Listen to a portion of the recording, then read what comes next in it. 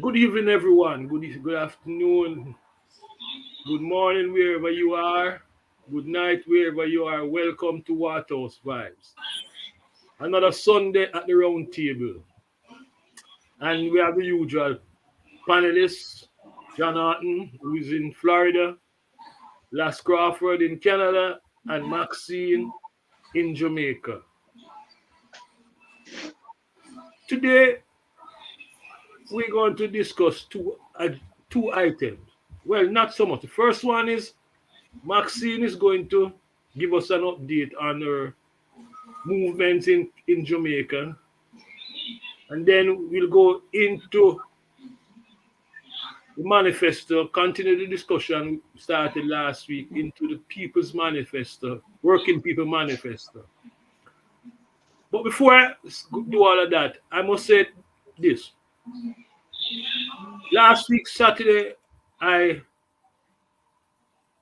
called into Rattigan's show, and he was talking about the violence and what have you. And in that discussion, I said to him, it's rather strange that whenever time we have crisis like what facing Jamaica right now, criminal justice crisis, the government always respond, the politician always respond in terms with a punitive approach. So I asked him a question: why aren't we seeing more politicians talking about peace? Now the political parties commit themselves to building a peaceful Jamaica. That was the question I asked. The following day, Sunday, Prime Minister Holness made an announcement. Get a ministry. They want a ministry of peace, which tell me that these guys are listening to us. They are listening to us. Someone is monitoring because I was surprised. So it's good that they are listening to us. In terms of implementation, I'm not sure about that because peace is one thing, but can we have peace without truth and reconciliation in Jamaica? Can we have that? I doubt it. But yet still the politicians continue to play around with Jamaican people, feelings and what have you. And I thought that is what the Prime Minister did last Sunday at his conference. So I just put that out there so you guys can think about it. They are listening to us, so be mindful of that. Now that we set that aside, Maxine, you were in Kingston, you are in Jamaica, and you made a visit to Waterhouse. Can you bring us up to date? Tell us what the experience is like and what are some of the ideas that you have? What you think the people of Waterhouse or main organizers should be looking at this point? Yes, well,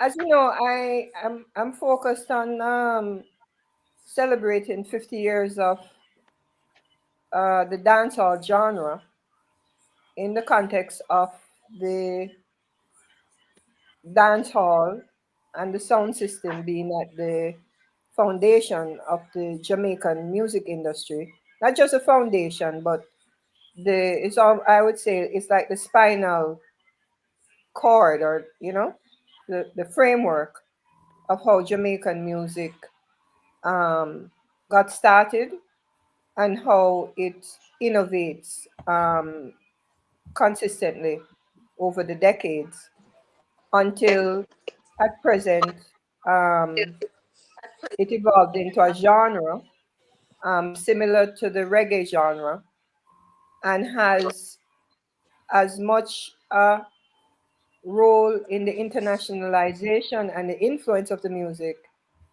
being that urban music um, is now a global platform. All the countries of the world have, majoritively urbanized, and that urban environment is has similar um, conditions, social and economic conditions. And so you find that music, as it is being made globally, in these new environments, that Jamaica and our history and what we have done is highly influential in some of the top genres of the world, starting with hip hop, reggaeton, and now Afrobeat. Afrobeat. And all that can be traced back to how we create in Jamaica and the role of the sound system. So, in celebrating that, I got to meet Michael Nita, and he began to expound on Waterhouse, which I am familiar with, having visited there, within the history of the music, working with my late husband, Sugar Minot. I've been at Jammies, I've been at Tubby's, I've been all of these spaces, but I didn't see it as a whole focal point. In the last few years, the last decade or so, I've been working with the late Honorable Bunny Whaler. So his journey took me into Trenchtown, in a focused manner as well. And working with um, Sugar would have carried me into Maxfield Park and, you know, just the whole urban situation. So I'm somewhat familiar with Waterhouse, but not looking at it in its totality, which in I began to be educated of so many people in the music industry um, and the sports as well, emanating from the space. But what was surprising to me as I was talking to Michael and then going there physically is how broad um, the space is, that it even incorporates Washington Gardens and a lot of communities that I thought was different from Waterhouse actually is incorporated in Waterhouse. And then the names, fundamental names, like Sly Dunbar and so many musicians, and technical people, Bobby Digital. Well, I know of Junior Reed as well. I know most of them, I know, but I didn't know that they actually came from Waterhouse. So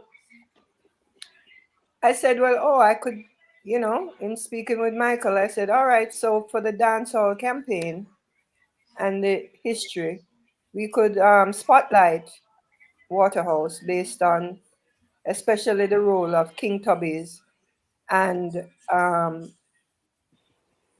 U-Roy being the first DJ that was, recorded on in the studio on vinyl, on an album.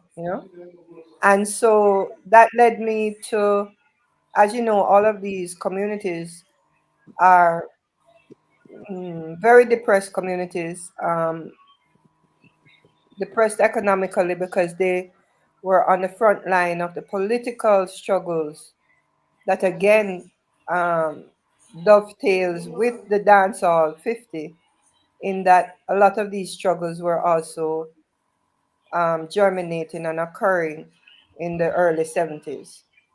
And so, you know, in looking at the history and looking at the heritage and looking at the drivers, because right now, creative industry is one of the platforms being promoted for economic development of the country. Not simply the end product of the musician or the artist, but the whole background and the whole promotion, or the whole, what do you call it, documenting of the industry and the goods and services that can come out of that documentation, which involves movies, museums, um, making of, special merchandise, um, and just the generation of more innovation, because the more the youths are exposed to, what has occurred before. Music in No, itself man, you can't get in, no, man. is always it's a reusable asset. So we are always reinventing the music, combining it with different elements, influences. New technologies come on board, and these new technologies mixed with the basic creative assets form new products and services.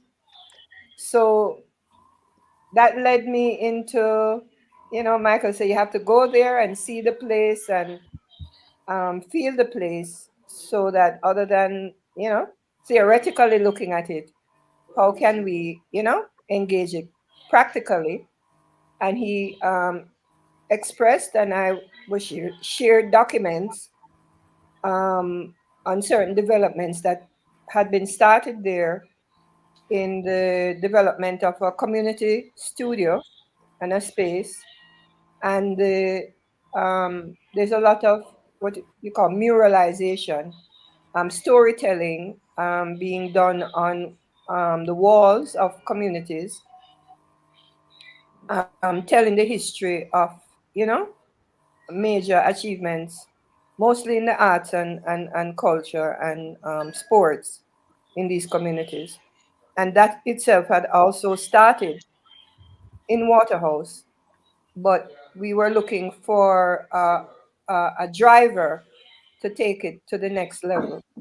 And so it's with that approach that I went in to the community about 2 or 3 days ago and spent a couple hours chaperoned by Chris Constantine, and was, it was very intriguing, interesting, and inspiring, because I said it's a community that I know, but I don't know in its totality.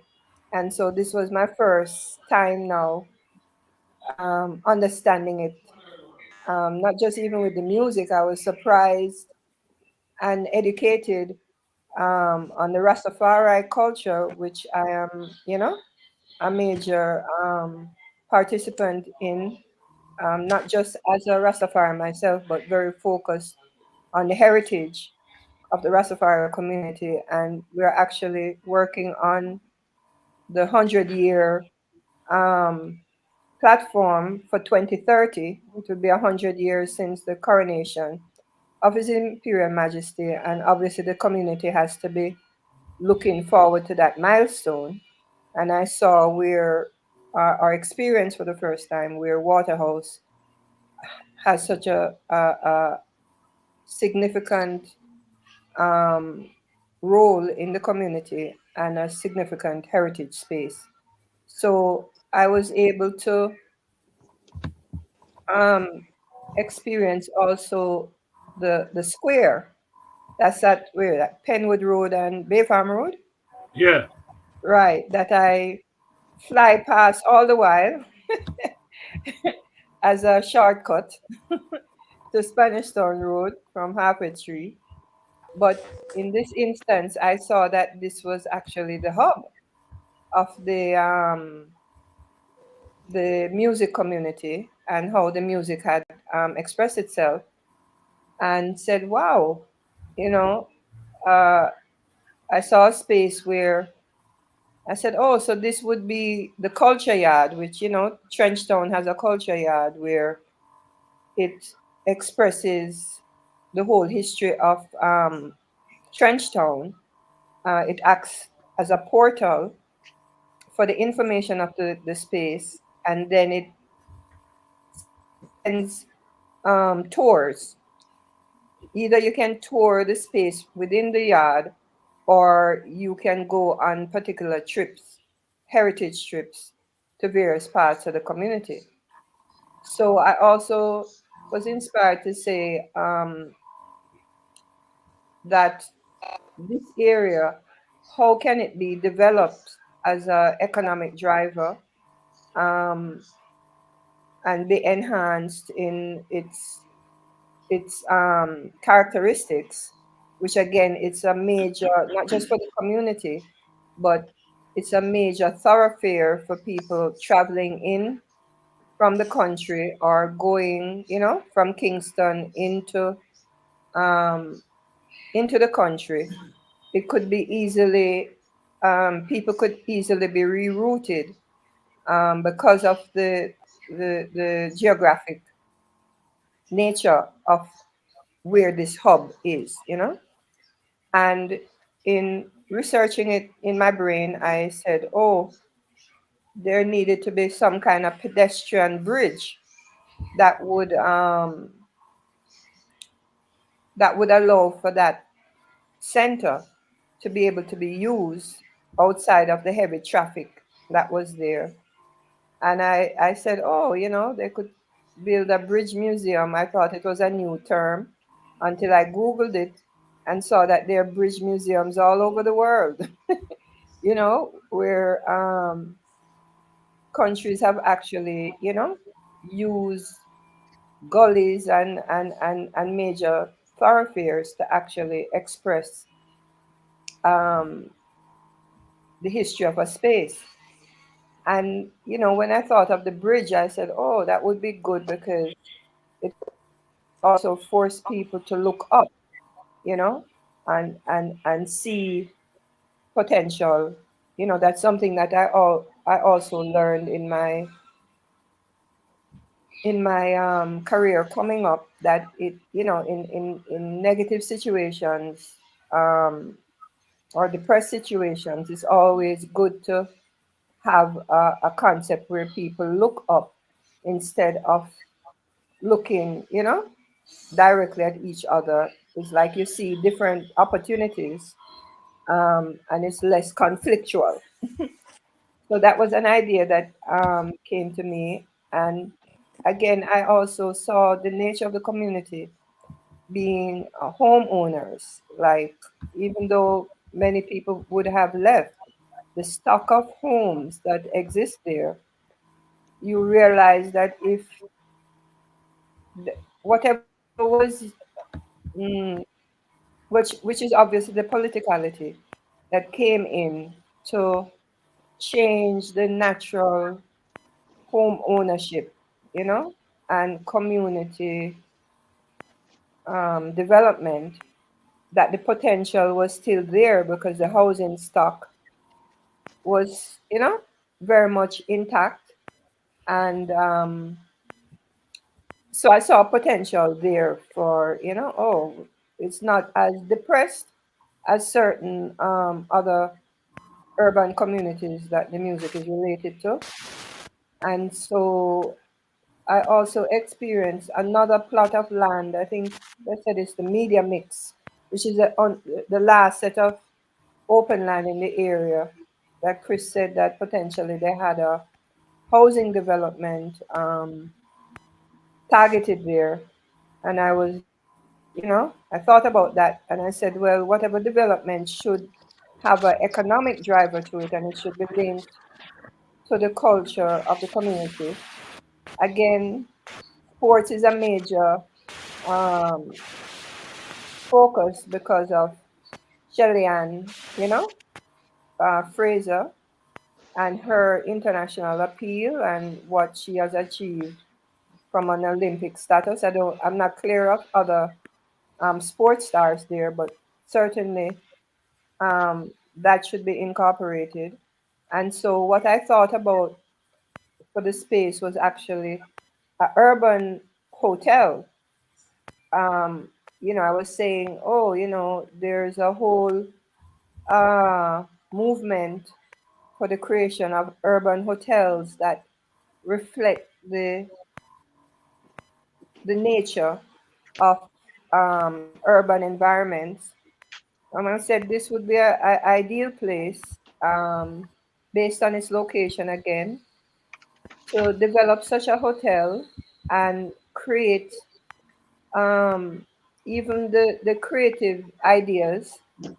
I'm not sure how the planning for the housing scheme is going on as to who owns it or how it's going to be developed. But what I saw recently in the Bronx surrounding the Hip Hop Museum was that it was actually a housing development that was designed to incorporate the culture of the area in the South Bronx, where hip hop is known to be have born.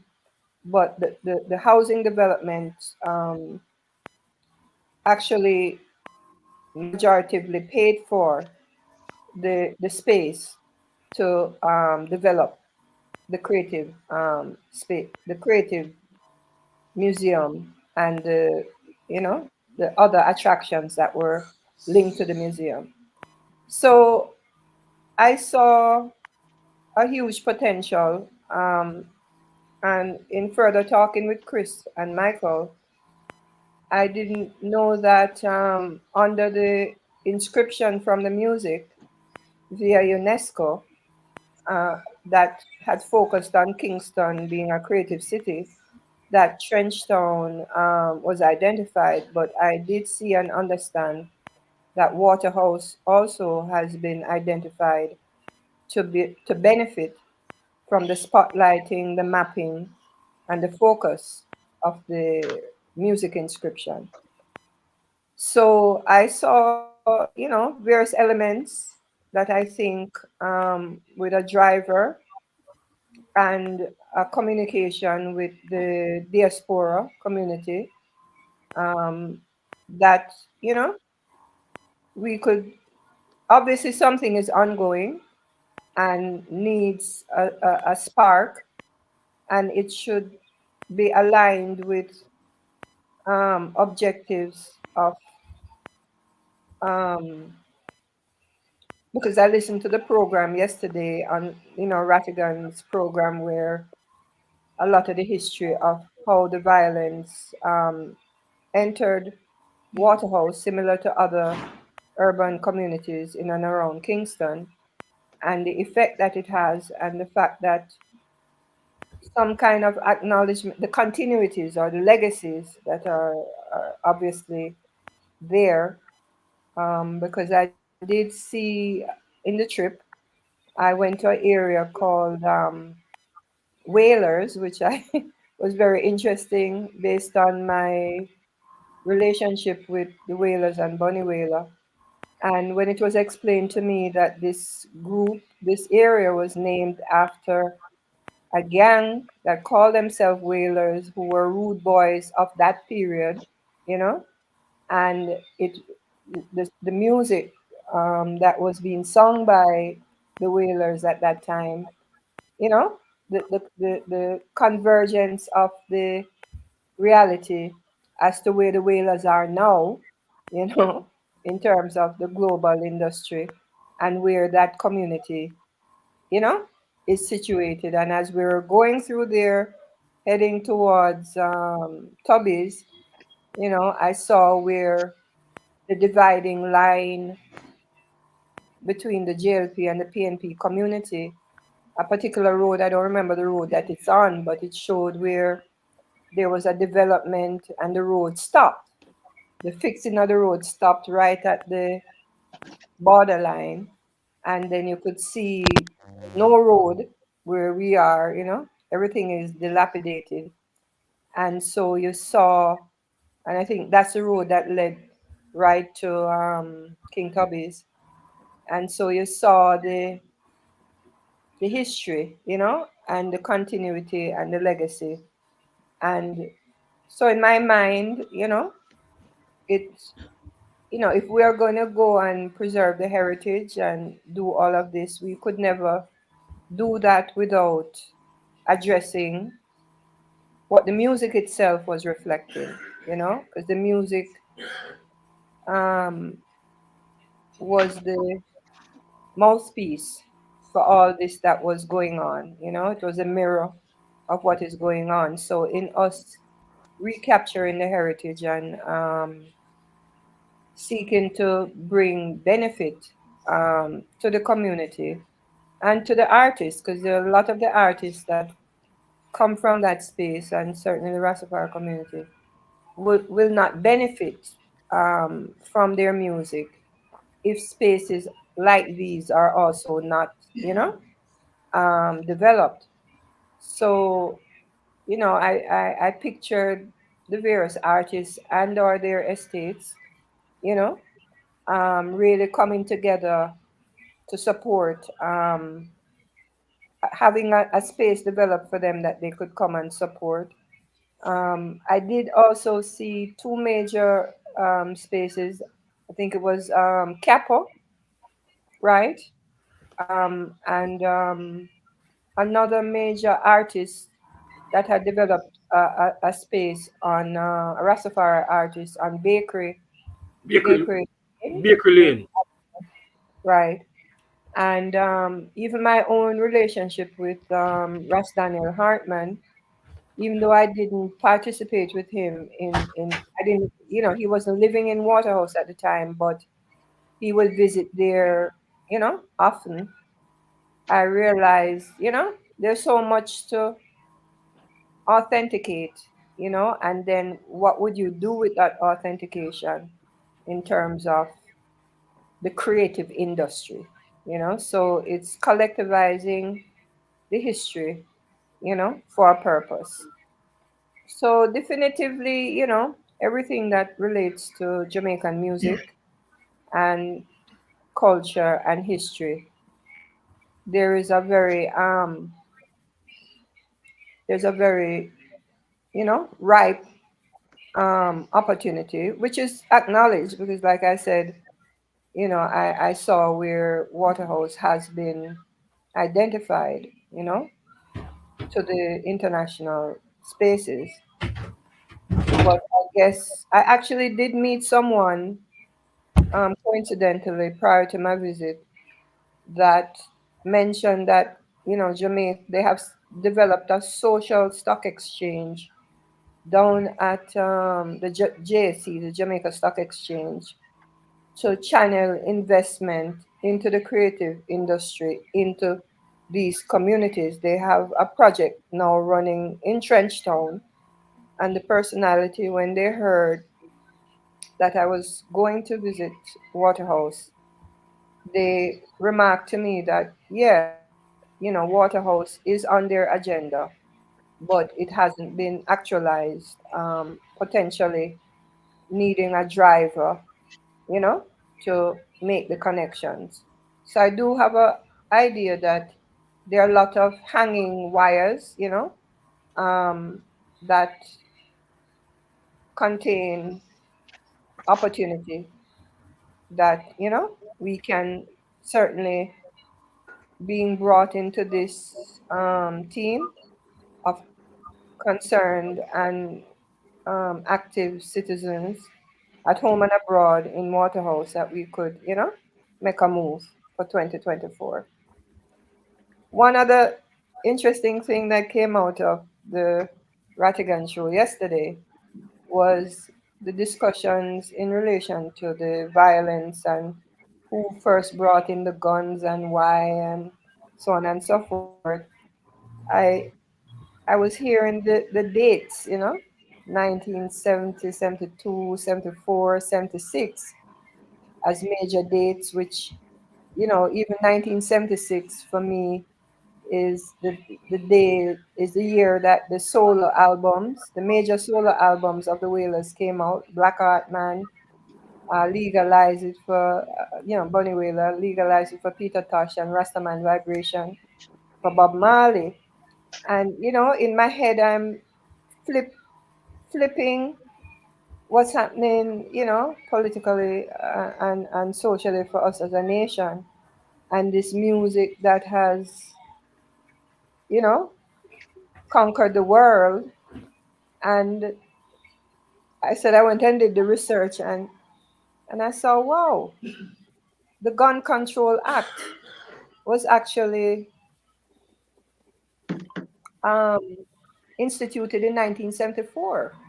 So it's actually the 50th anniversary of the Gun Control Act, So, yeah, my mind, like I said, the visit and the whole relationship with development and the statements and causing people to think and what do you do, both from a diaspora and a community perspective. Another thing that had popped up on the visit was maybe international people in the diaspora who own homes there, but because of the violence and they have moved on, or their families aren't interested to come back, that a lot of those homes maybe have the potential for administration in a creative way, um, that may, make sense. It was an interesting community. I've been in Augustown recently working with or around in and around Sizzler. So I was able to see, another major music community of artists and so, and what the local environment is like. So comparatively speaking, Waterhouse has a lot more going for it, that if properly organized, it can become a leading principle, within itself, and for conversations and resolutions, in Jamaica. Gentlemen, any feedback? Any questions? No question? Is everyone spellbound or? No, Thinking, I thinking, would just make, thinking. yeah, I would just make one comment. While you were talking, a gentleman in the um Chat. in the chat uh, gave a comment about some of the ideas you have. What it showed me is that there are going to be contesting or conflicting ideas on how to develop the community. And he mentioned a medical center rather than an urban hotel. He also talked about commercial space, and I'm aware that the tourism product development company, I'm aware of that. They're getting funding to I wouldn't say sponsor, but to as you put it, I think the word you use is uh, ignite, or yeah, that's not the word you use, but I think that's what you mean. Somebody that is spearheading, making the thing work. Yeah. Um, so I only say that to say that perhaps um, in Waterhouse, as a case in point, there can be some sort of effort to get feedback from Well, the community on how I to, think, go ahead. yes, on how to, how to develop some of develop this program in a more specific, or what, how to best get the people involved, if you want um my idea. That it sounds to me like, I got some of the stuff that you gave into Nito, and Well, I Waterhouse think that the medical Center. Yeah. and other even what you call it, information technology, all of these industries are are a natural. If you say that you're gonna have a hotel, for example, um, if you notice how every area they want to privatize um, the in the tourism areas, for example, I'm saying they want to privatize medical centers to support the tourism product.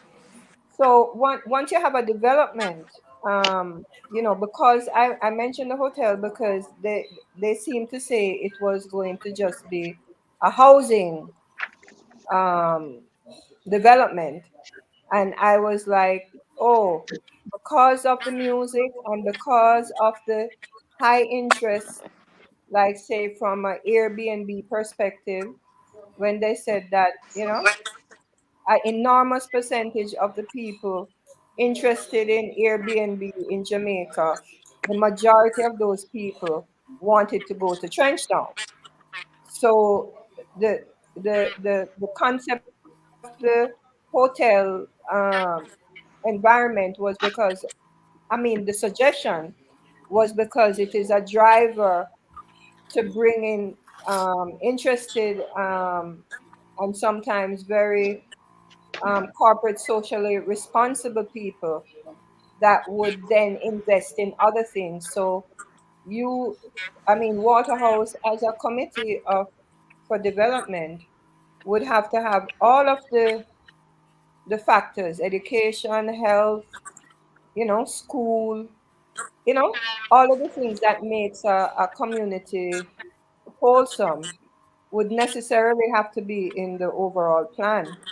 It's just from the point of view of interest coming from the music and culture brand, you know, where my suggestions were. So I'm just saying that to say, John, I don't find a conflict in the suggestion from that person because definitely the health of the people and the delivery of that health is an important part in economic and mental health development, which is mental health and mental strategies towards health would have to be applied to the traumatic situations that has um, occurred there.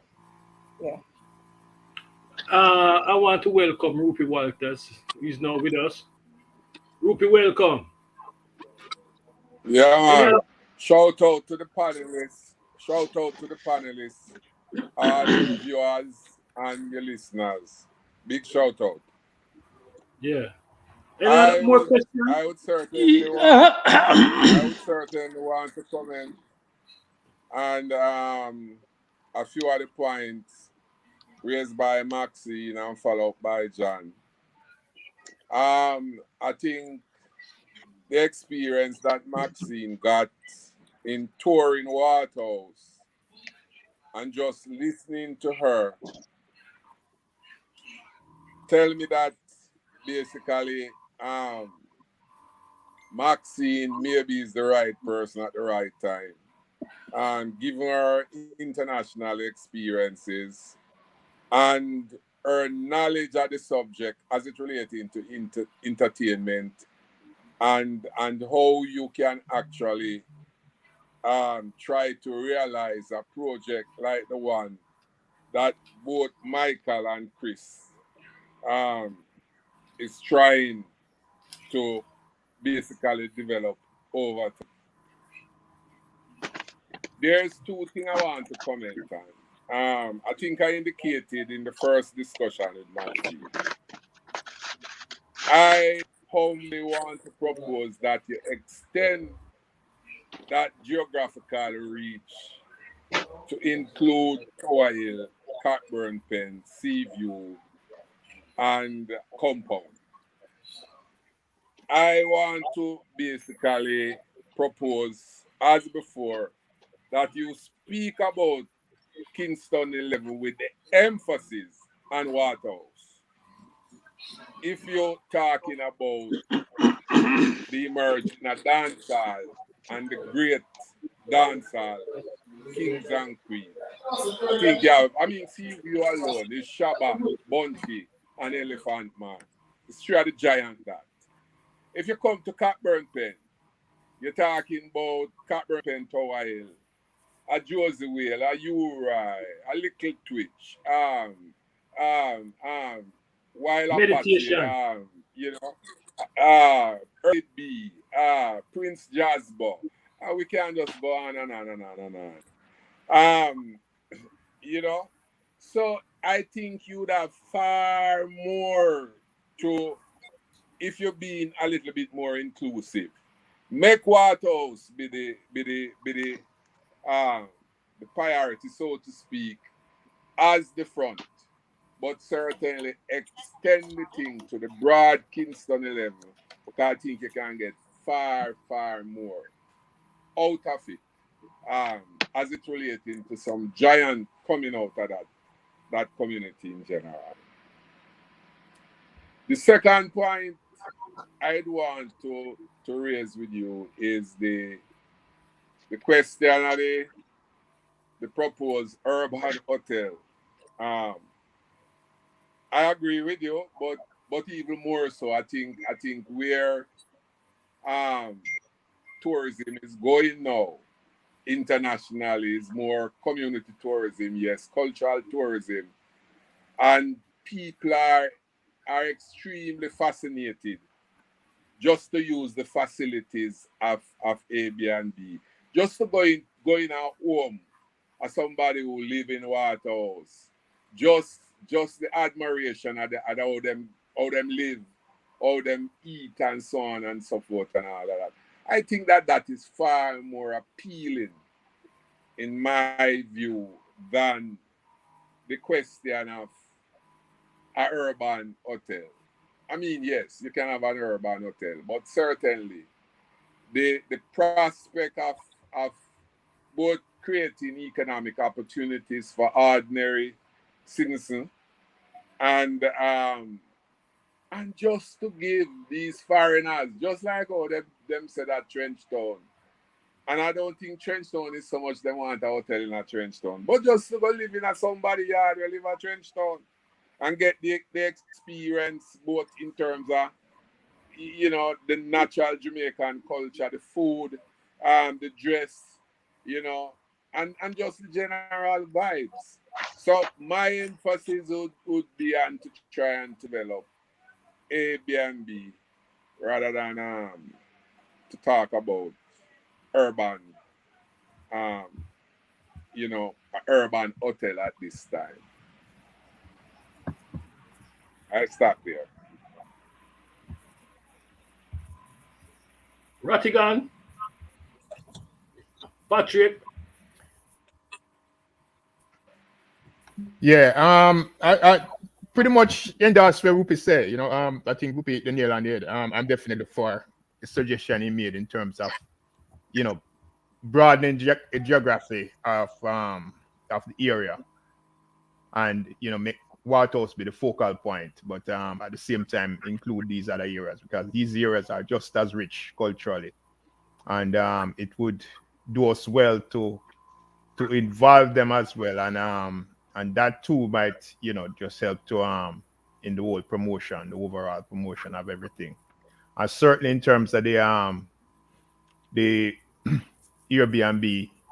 I like that idea, but I would say it can go along with the urban hotel situation if that situation exists too. So at least it offer more choices as well. So that's Ratigan, what I would. Yeah, I was saying I agree with Rupi. I'm kind of familiar with all of these spaces. I was born in Tower Hill and grew up in all of these spaces, Waterhouse, Mall Road, all of these spaces. So I kind of know that the cultural, know of the culture that exists in all these spaces. And I think it would be good to kind of broaden it. My concern though is how to get in terms of that kind of development. We know that the political directorate usually is not so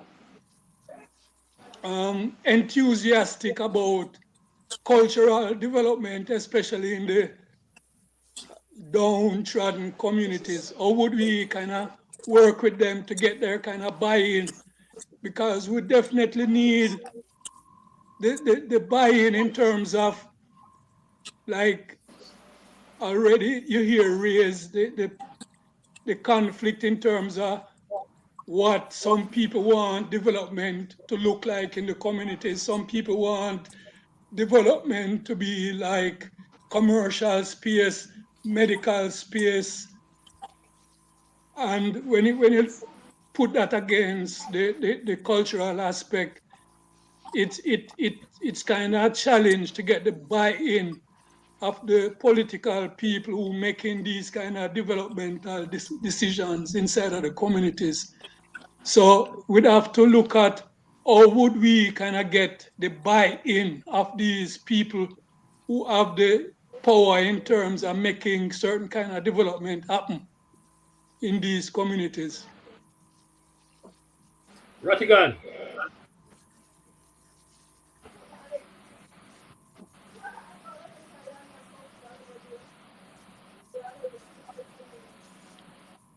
Not hearing you. Not hearing you. What now? Can you Yeah. hear me now? Yeah. Yeah. No, I said I can't add anything to what's been said, so I won't take up any time, except to say thanks to you and Patrick for showing up yesterday.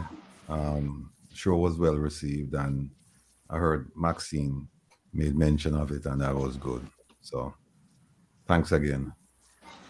Let me try to speak to some of the points made. First, broaden the area.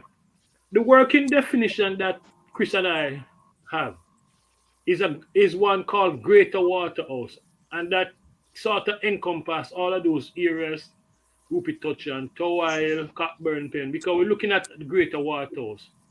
But the reality is we have to start somewhere. And Waterhouse is where we have our greatest strength. Strength not just in terms of the legacy and the competitive advantage. We also have a politician, MP Hilton, who is very supportive of what we are doing. And he has demonstrated that by reaching out, putting us in touch with people, organizations like TPDCO and others. So we have that in place. What we do not have anyone in Towile just now. And I am not sure if it's because of lack of outreach or what have you. But Towile is represented by wholeness. And you know how that goes. You know, the very partisan person, and we want to make sure that we build on what we have already in place. It's not that we're not mindful of Tower Avenue and Cockburn Pen and Seaview Garden and what have you. We just need to start from a foundation that we have control over, and we can influence the direction of the project rather than taking on something much larger than our capacity just now. So that's the reason why we have moved in that direction. Maxine, I think what you did by going into Waterhouse, it sort of give you a feel as to the terrain. Because regardless of what people say, good things are happening in Waterhouse.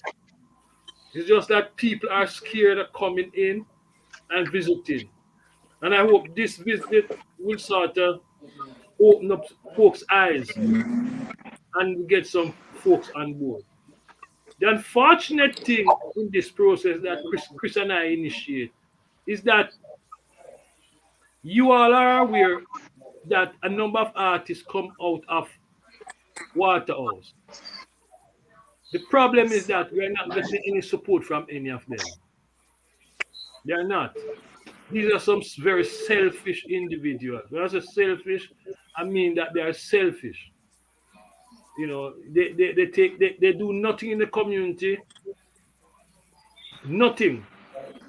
So that's one of the challenge for us now in terms of how do we bring that creative force on board the process. And that is something that we are working at. We have verbal commitment, people like Michael Rose, who say, yeah, man, I'm ready and I'll do performance and whatever. But that is as far as it goes. You know. So, Maxine, I want to thank you very much for the visit.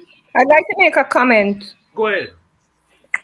Based on what Rupert was saying, because one of my most treasured artists is Super Cat from Cockburn Pen.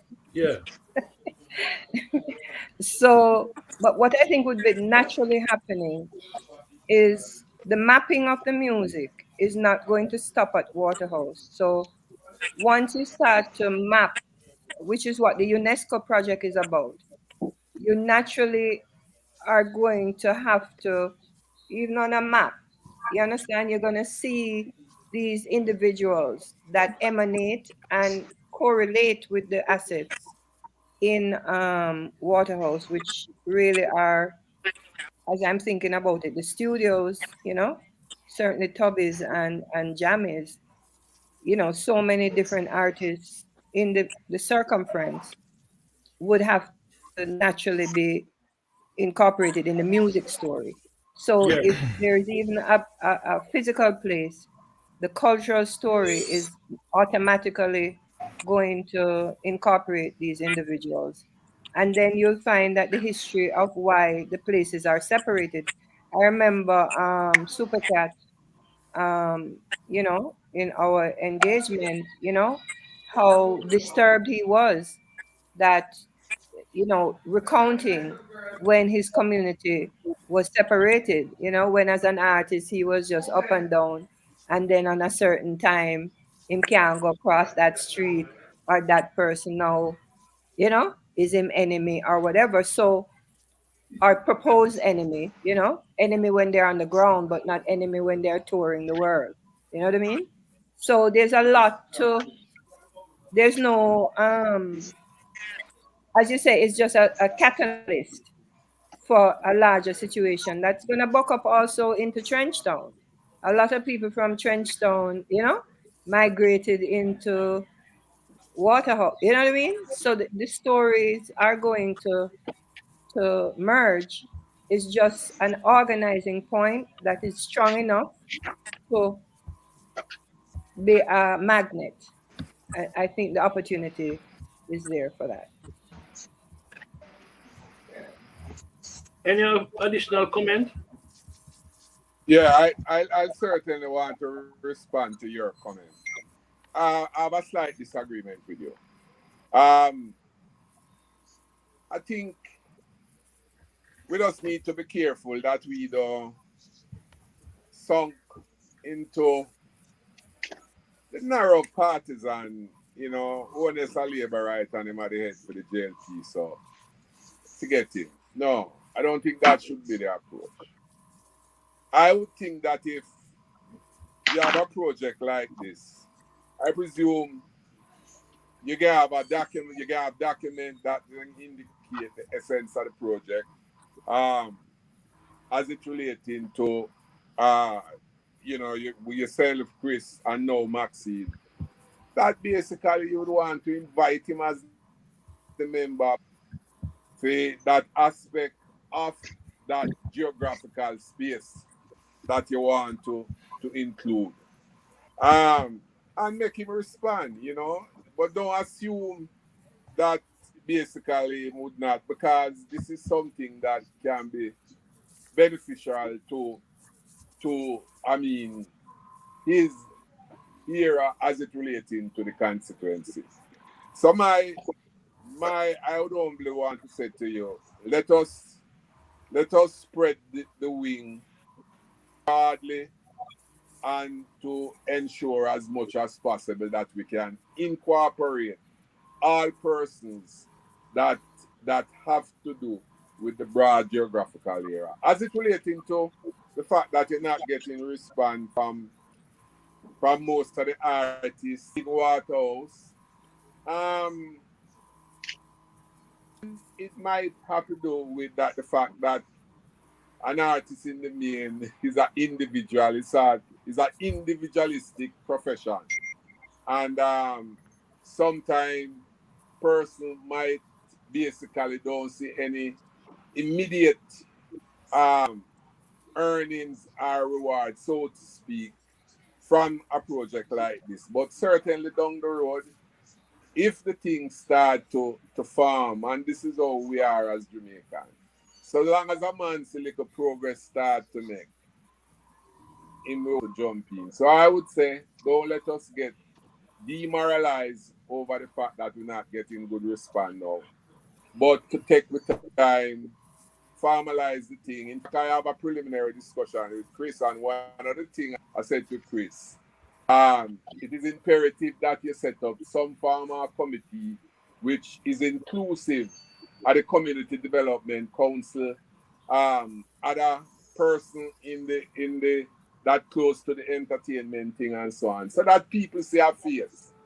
And a face must not be individual Michael Lita or individual Chris. It must be inclusive of both of you, but also other well respected person within the space of Waterhouse. And I think that very soon people will start gravitating to the thing. True, Rupi. One of the things too is that to pull it away from the political thing. I mean, there are a lot of artists and cultural people in all of these areas that are known and have moved between these areas.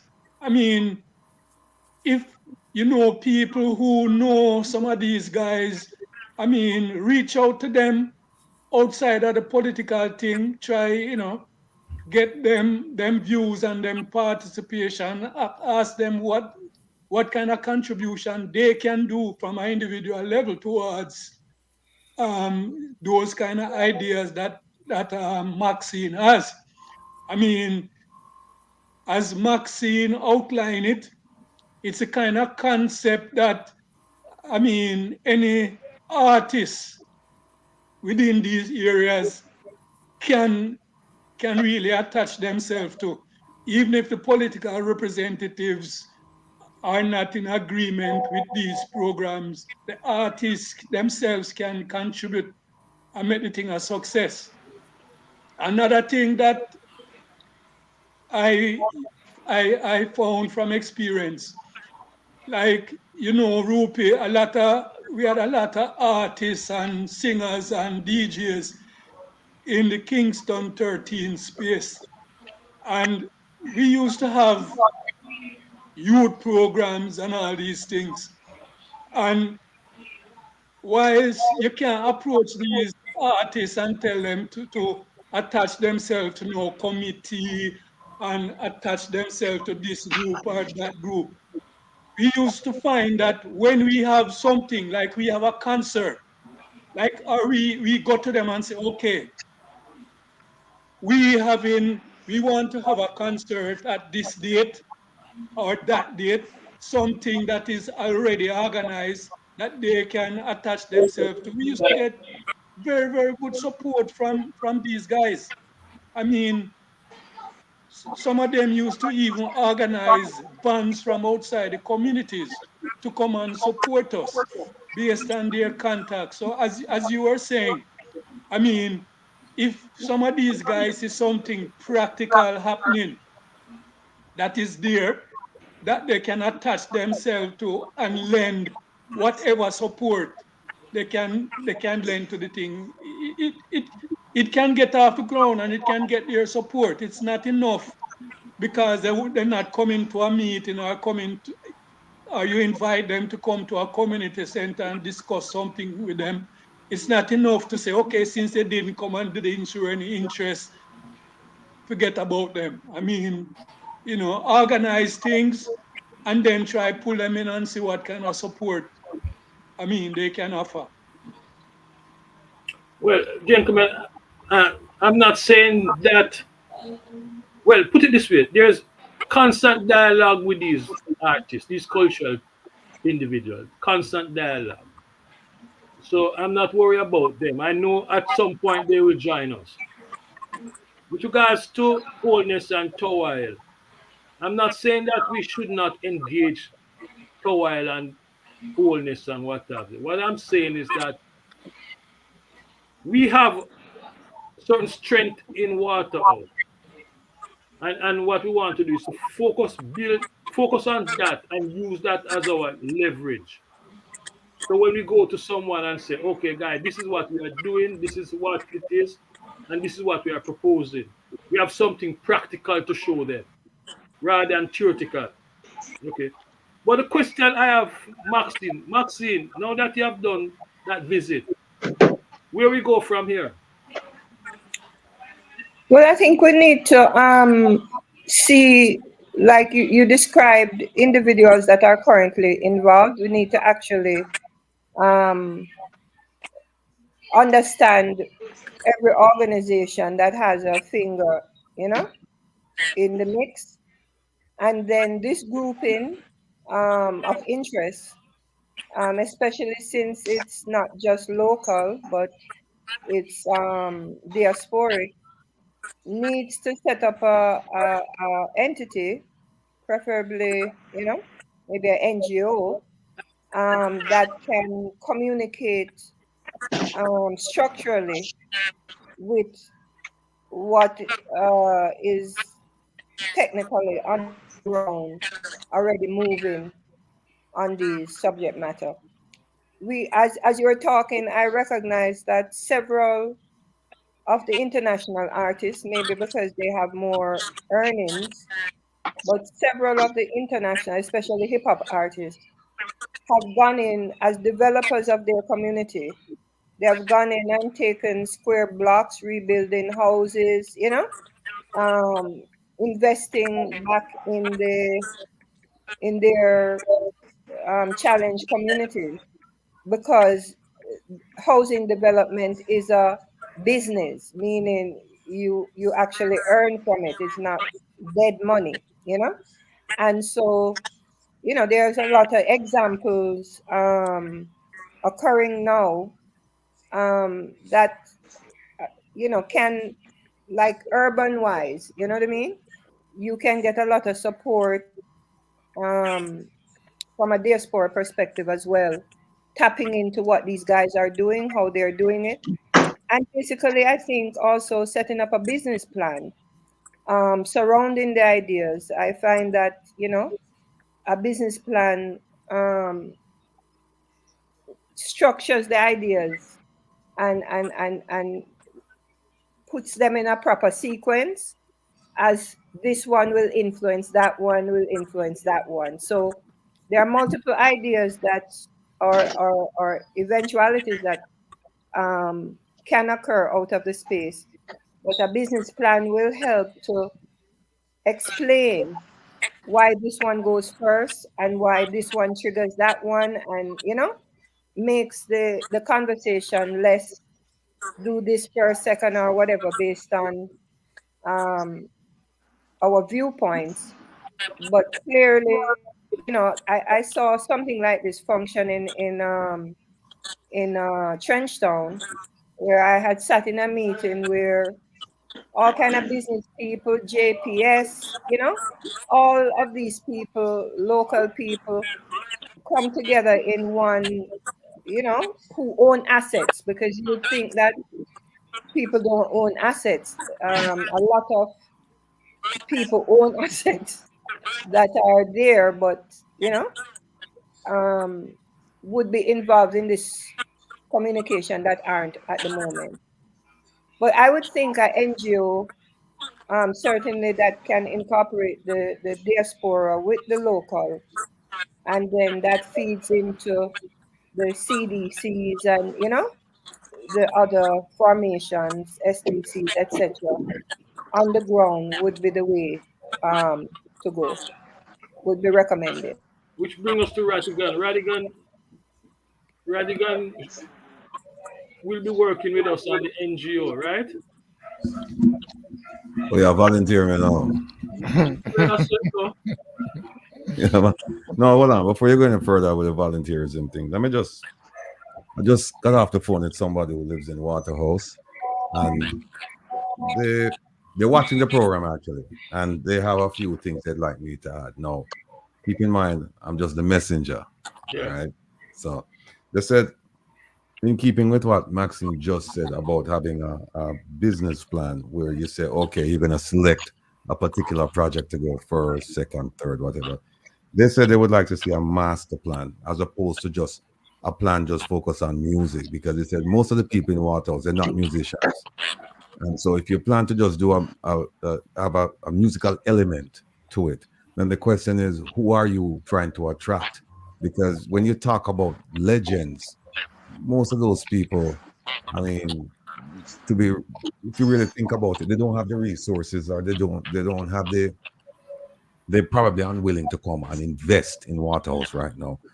Person also said that a lot of the properties in Waterhouse owned by the government. Um, Person mentioned down by White Lane section where you have all the lanes and all of that. He said all of that is owned by the government. And in fact, he said a former Prime Minister Siaga once said that he wanted to stand at 3 miles and look all the way down to Riverton because it's all government property. Right. So he said you have to get NHT involved in all of that. And because you have so many different neighborhoods within that neighborhood, you have Whiteley and Moscow, Cuba, Whalers, Gully Bank, Capture.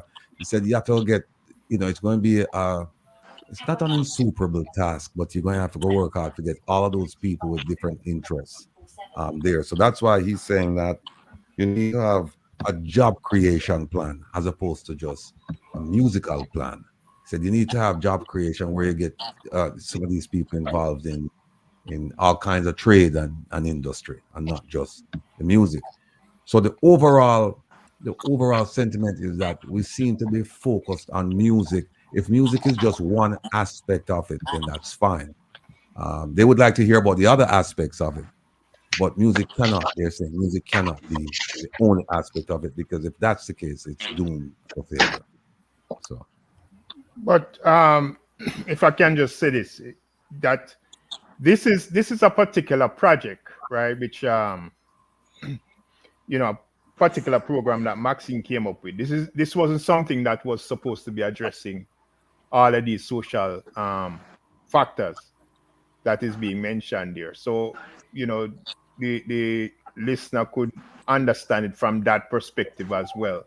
That what he's talking about is really something that would be much more comprehensive, which is not what this was initially about. This particular program.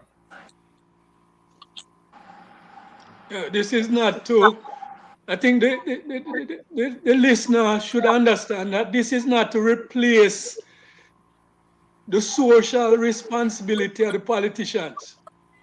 This is just to recognize the cultural value of the area, right? And to recognize, through it will create some economic spin-offs, and it will create some social upliftment in the area, but it's not to take over from the responsibility of the politicians, right? It's just to add. Yeah, again, a sense of what I'm getting from the listener is that, for example, the person mentioned that down by White Lane, down that section down there, you need drainage. Actually, the whole area, you need drainage, you need roads. And so when they hear economic, they're thinking, okay, jobs. They're not thinking just about a cultural experience for primarily others. Yes, there is a certain sense of pride for people who live there, but they're not the ones who are going to be financially supporting the initiative. I think it's intended for people to come in and experience the thing because they live there. So they're not gonna, most of the money coming in on this initiative wouldn't be coming from people living in the community anyway. So once they hear economic, they're saying, okay, what does this mean for us now as a people in terms of how do I pay my bills? What about my medical? So they're seeing it, and I guess that's where the disconnect is. We're seeing it as an initiative, just one thing. And they're saying, no, we need more than that for this neighborhood. We need a whole bunch of things. So they're saying, what we need to see government, private industry, the civil society. We need to see a come together, a meeting of all of the minds to develop the area in a comprehensive manner, as opposed to just taking a little slice of it. And they don't mind the slice. They're saying, we don't mind the slice if the slice is part of a pie. So that we fix this and then we'll move on to the other thing. But if the idea is just to fix this and leave the rest of the stuff untouched, then they're saying there's gonna be, it's all for naught. So Can that's I the say sense. this? Can I say this?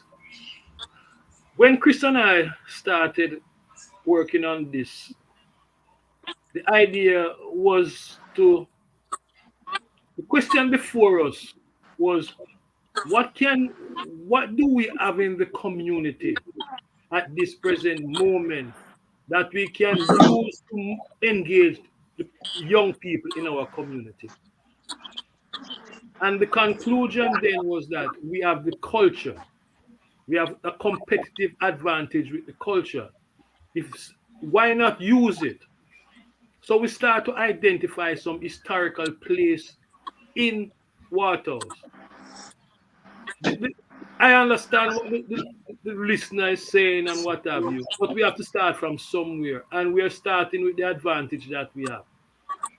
While Can doing I, while sorry. doing that, we continue to pressure the MP around road improvement. Quite a number of roads got fixed because of our pressure, advocating and what have you. We have Conway Road, Farm Road, Grenade, and what have you. So Elas2 Avenue. Elasto Avenue. So we are doing that, but we have to start from somewhere, and it's only now that we sort of broaden out the outreach, and we're presenting the idea to a group of individuals like yourself. So we're going to get there, and I agree with Rupi. Maxine is the right person at the right time. She has the knowledge and what have you, and we figure that a partnership with Maxine would strengthen what we are doing. Okay, that is what we are working on, and hopefully we'll have more to tell you as we go further down the road. John, you wanted to say something? Yeah, Maxine made a very good point, and the phrase that she used is lots of hanging wires. That's absolutely true. It's inevitable. We cannot solve everything at the same time. And I understood the approach of the culture was exactly what you just said. It doesn't mean that we're not looking at the other things. This is exactly why I am so hard and committed to this idea of this working people manifesto. It includes all some of the things that this gentleman is talking about. The community building and the this and the crime and all of these things are part of the fabric that make up community life in Jamaica. So it's a case of trying to accomplish or to institute one specific program. Comments about not being partisan, I agree with it 100%. People must say that they don't want to work with you rather than you don't work with them. And if we do go towards the idea of a manifesto, one of the very powerful benefits of the manifesto is to take away from individuals, whatever the person is, what PNP, JLP, singer, worker, woman, man, Catholic, Rasta, is trying to bring them together on the basis of issues, conditions that the community and the working people are experiencing. But Mr. Chairman, I see it is now 4:30. Okay, And we are finishing at 5. So I need your guidance well, because first I want to welcome Arville. Welcome Arville to the discussion. yes, Arville, Can we greetings. now move to the discussion of the manifesto? I just want to say one thing, Mikey, before you move. Yeah. I mean, it's good that this listener raised this thing, because what it is showing us is that in terms of education around this project, we're gonna have to make it a part of the education around the project that people in these communities know that this is grassroots development. It is not development from the top, from the politicians and from the hierarchy of the society.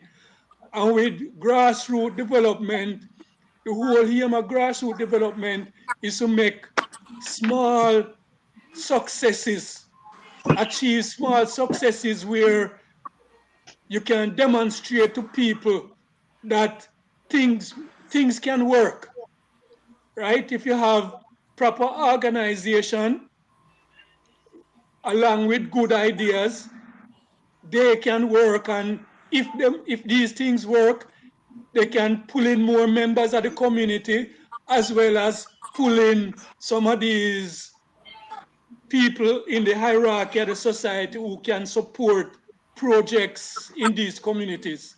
So it is very important that we got this kind of feedback from the listener, to concretize the messages around this project. Okay. On that Mikey, note, I want to add to that. Just quickly, no, just quickly add to that, just very briefly.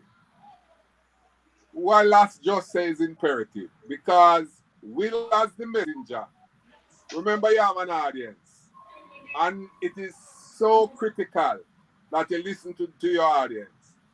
And I think what you're doing, is not in contradiction to the proposal from that person, All the person saying is that basically them love what you're doing, but they want to see the thing much broader. That you basically look at a holistic plan as it relating to Waterhouse, which they understand this aspect of the plan is in essence what you conceptualize initially as it relating to the community, because it is a low hanging fruit, so to speak, and you're picking that. But look at the tree and the forest, so to speak, as it relating to other elements. So I agree, and that will try to put forward the idea from that person. So let us while focus on this in relationship to the musical aspect of the thing, look widely and broader at the whole plan for the community at house. Yeah, okay. but before we move on, maybe if we could get a response from Maxine as well, because Maxine hasn't really responded to the comments from the listener. Well, I actually thought that I had done that prior to him making his comment.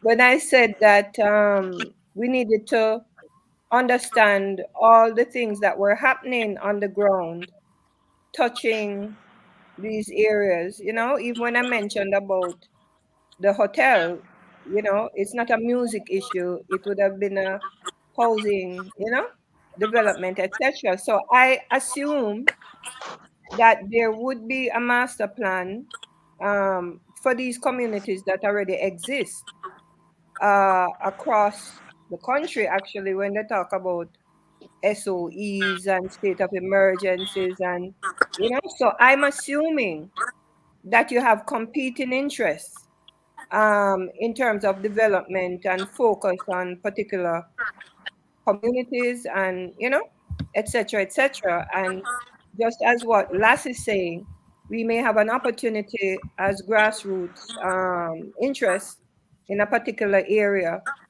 to focus a spotlight. And that's why I said a grouping like this would have to have its some kind of entity that then is, speaking to or can respond to all of these other existing groupings, even creatively. There's already people dealing with UNESCO. There's already people even within the music. There may be already people, thinking, doing whatever.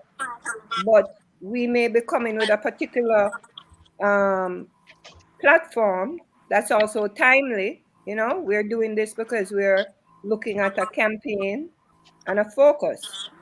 So I assume that all of these communities do in fact have master plans, but oftentimes the budgetary restrictions or there's a lot of issues surrounding you know how Jamaica distributes its resources.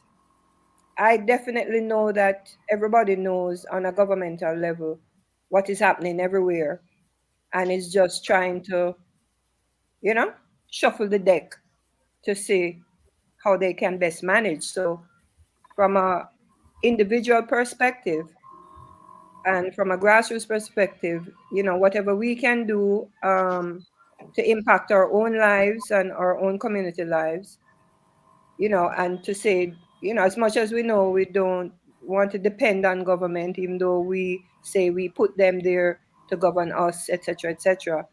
It's, that's how I feel, I'm just independently doing something. I independently have access to something. I'll independently plug it in. But I know I'm not presuming. I'm presuming actually that there's existing um, projects or plans or proposals, and that many are dormant because of resources or, and we'll just learn. Gentlemen, we have to move the discussion to the manifesto. Okay, John, you want to take the lead on this? Do I have a choice? No. No. All right. So, gentlemen, I sent out the document this morning, and I know that most people may not have a chance to go through it before. I'm just going to read it and elaborate on some of the points. The reason why I am so convinced about the need for something like this is because every single meeting I've been to on this group bring me back to the need for this document. This meeting today, the guy who called in and said we must look on crime and we need to look on road community development, basically is what I'm talking about. It doesn't mean that we are going to, this document is not, the purpose of it is not to build road. The purpose of it is not to build community. It's to provide a set of principles for the country affecting ordinary working people. So the first, let me read it rather than talk over it. It says, what is a manifesto? It's a public declaration of aims and objectives, usually very brief, a sort of call to action or a set of principles. Now, the second question is, what is the purpose? The purpose of our manifesto, and again, when you look at Wikipedia, and I put in the word manifesto, I saw a manifesto for women. There was a Zionist manifesto. If I recall correctly, Marcus Garvey also had a manifesto when he launched the movement in the United States. There are many organizations who launch manifestos that are not political parties. So it's true that the first original well-known manifesto was the Communist Manifesto, and that is where the name probably spread. and people associate the term maybe negatively, but I would like us to look at the purpose. It's to educate, to agitate, to harness support towards the declarations outlined in the document.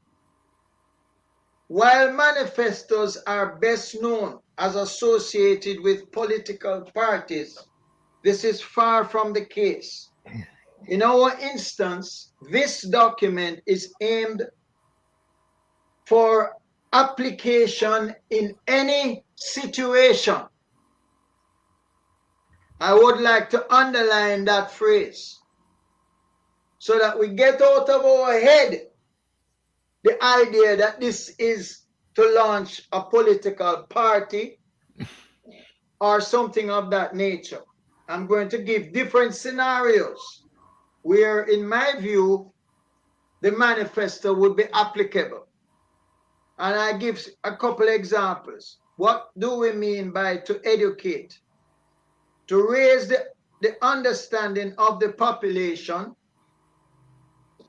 on critical issues affecting them and the country.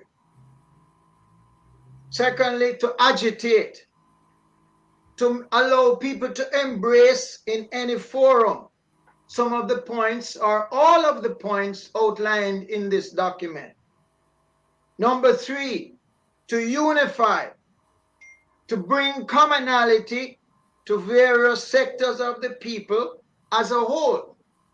So whether you are a Labourite or a PNP, are there things in here that you, as a grassroots person, would embrace? Have nothing to do with what your party is, nothing to do with what your gender is, nothing to do with your status. It's just some hardcore issues that we are hoping people will embrace. Number four, help to grow our influence. Help to grow our influence and followership among Jamaicans inside as well as outside the country. And number five is to give direction. Another word for direction is leadership. Leadership don't come from a man stand up in front of people. Leadership come from the people understanding of a situation and embracing the solutions that might be offered in this manifesto. To ordinary grassroots people, giving leadership to ordinary, I've made this point, regardless of income, status, sex, political affiliation, or religion. So what are some of the contexts that this could apply? I am thinking, will a teacher or could a teacher print out this document and hand it out to his or her students in 10th grade and say to them, what do you think about this manifesto? And them have a discussion in the class. I am thinking of parents who go to a PTA meeting and who will find on this document points that they may agree with.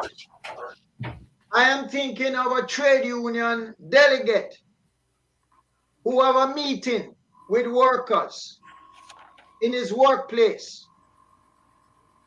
I am thinking of a priest who is in the community doing work in his church and who get a copy of this and him can agree, he may not agree with every single point, but he will agree with most of it. And I will speak about how we get it to become a document that is really speaking on behalf of the working people. And this is a process, because we are, as Maxine said, we are a group. We're a small group, even though we have the best intention in the world. The fact is, we are a small group of nearly like-minded individuals. Because we don't need everybody to be like-minded to look on this and say, yes, I agree with this manifesto or this document. What we would like is to deepen the development of the manifesto as best as possible to ensure it represents the interests of the ordinary man and woman and the youths. This can be done by ensuring that the issues are critical to the interests of the working people. How? So Rupi work among certain people. Rupi know people other than himself, whether he's a trade union leader, or I know people other than myself, who is a teacher, or a union a JTA representative, a delegate, and I can give this to them and say, can I get your input on education? And Rupi will give his own to them and say, can I get your input on trade union workers' rights? When we get to the sections, we can talk about them in more detail. But my view is that this don't need to be more than 10 sections. And I've listed 10 of them. I've listed 9, sorry. And therefore, we need to look at them, whether this is better than, whether the terminology I use is not gospel. It's for us to decide what are the issues that should be focused on. Okay. So here I'm saying that we should try to complete the final draft by the end of February. It's not wise to put it through Christmas, probably. So whatever we do, we're trying to get expert opinion, and we're trying to get grassroots opinion, with whether or not it's expert. And by that accumulation of getting feedback, some from people who are calling in, who are listening to us, and others from people we know. There are people we know have expertise in crime. I can go to somebody and say, here we have this document. Would you be able to provide us? Tell me what you think about the recommendations here. How can we improve it? Bearing in mind, we're not trying to build a detailed plan of how we're going to solve crime. It's going to list the objectives, primarily, the high points, and that is what we're going to use to constitute this manifesto, a set of principles. So, number 4, we embrace the following rights as essential to the just development of Jamaica. So I started with some of the concrete ones. The right to housing. Every person should have the right to decent housing, roof over my head, according to the mighty diamonds. Toilet in every house, adequate running water in every home. The right to a just education. Abolition of an education system where money give more advantage over ability, and abolition of illiteracy at the elementary school level. Now, these may not be the most current, up-to-date problems of education, but when I was in the system and what I've read and in my experience with family who have children going to school in Jamaica, these still remain 2 big issues. So my job would be, how can I refine these? I have 2 sentences there. We don't want it to be 10 sentences. Can be 2, and we just need to make sure that they are up to date and current. Number 3.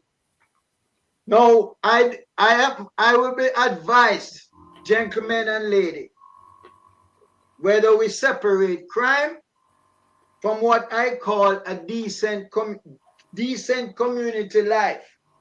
I put them together because I believe that crime is one of the biggest hindrance to a decent community life in Jamaica.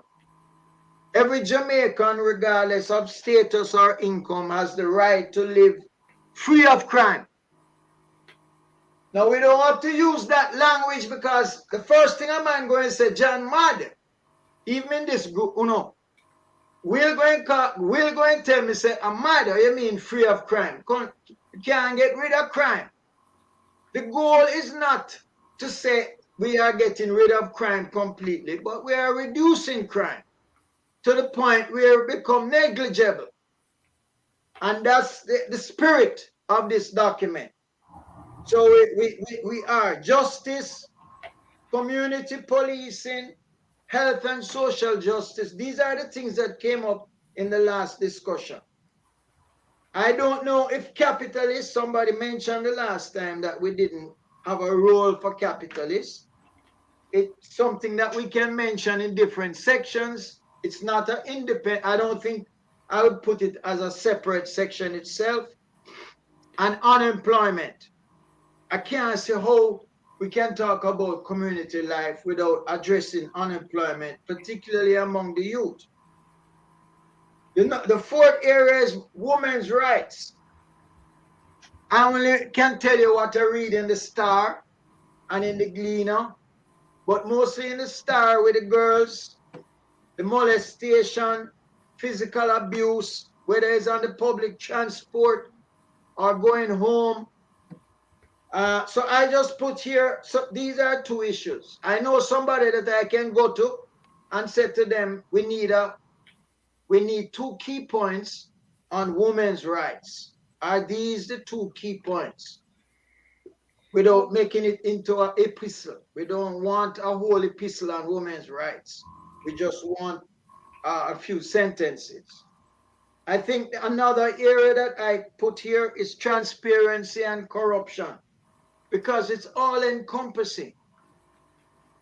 I don't believe the all things of utility, issues of utility don't stand up as good today as certain things that we expect from government and from the public sector.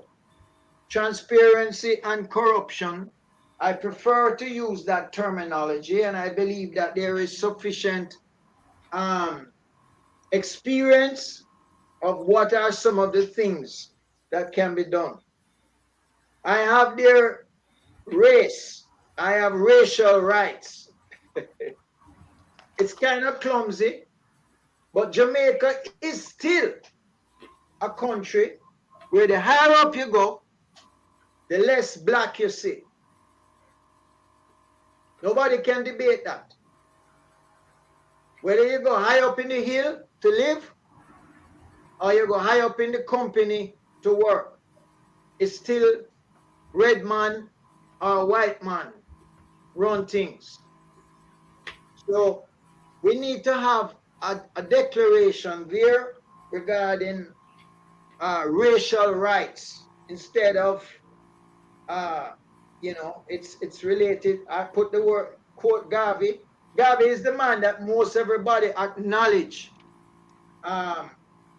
spoke about this, and what we need is a few policy issues that address this problem. The right to work. So again, this would include the biggest, as I put here, the biggest demands of the working people, the issues related to unionization, to youth and training, as well as unemployment. So unemployment, whether you take it here or you take it in the community area, I am open. I don't have no fixed thing on where these things go. I just think we want to agree on the issues, and then we can take it to the next step. Economic development. This document must, because anybody who have money, who is a small or a big capitalist in Jamaica, want to know, is this a policy to get rid of them or not? Are we going back to manly days where I run with people out the country? It's not going to be said necessarily, but it's in the mind. And so we want to show the role, the value, the importance that we give to both big and small capitalists in the country's development. I'm not sure what the role is of the IMF, but I can find that out easy in terms of how they are in our day and in manly day. The IMF was squeezing the country.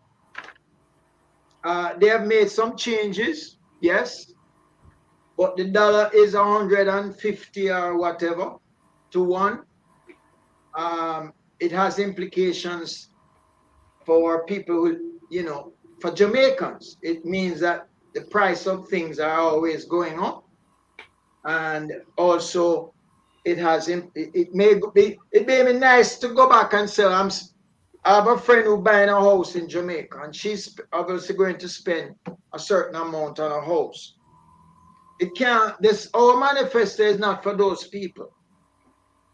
Our manifesto is for people who living in Jamaica, who have a life in Jamaica, and who should have a decent life in Jamaica. And therefore, my whatever we say on economic development, it must be geared to the majority of the people. And the last point, which is not in any order of importance, is the point I made about the last time about constitutional reform. And what that really is, consider this to be a car. The brakes, the steering wheel, and the gear stick is the constitutional reform. Cannot run this car without you have control, without you have influence on the behavior of those that run things, those in the power. So constitutional reform is what strengthens the influence of working people to implement all of the above. That's why I put it at the end instead of at the beginning, so that we can see, or we have to make the point that that's what it would do, and that's what it's there for. So, in summary, one, I would like this meeting, but before we adjourn, to agree who going to take which section. By taking a section, it means we either going to modify it, develop it, and find people with the knowledge and expertise to develop it. So I don't have to know anything about women's rights. I might know somebody who should be knowledgeable on women's rights, and I can say to them, would you assist? And what we do, we go through the process. We have a time, we're going to set a time, say at the end of January, to get a first draft. When everybody done drink up the white rum and the thing, and we come back after the holiday, and we can put together a draft, which would be basically either we come in a meeting and we report on what we get, or we submit something. I'm willing to be the person that you give it to, and I will incorporate it into a document. And then we do another draft again. We discuss it.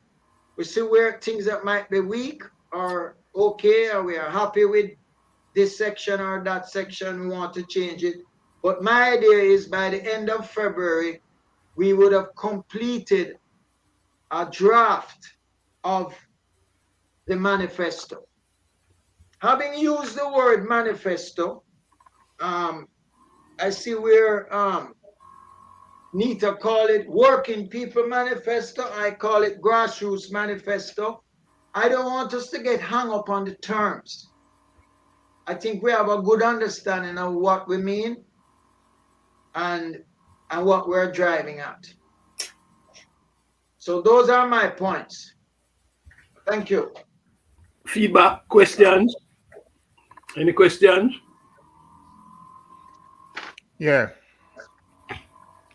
A few things, because I first of all, let me commend you, John, for putting together this, right? Because certainly this draft give us a guideline as to that we can follow in terms of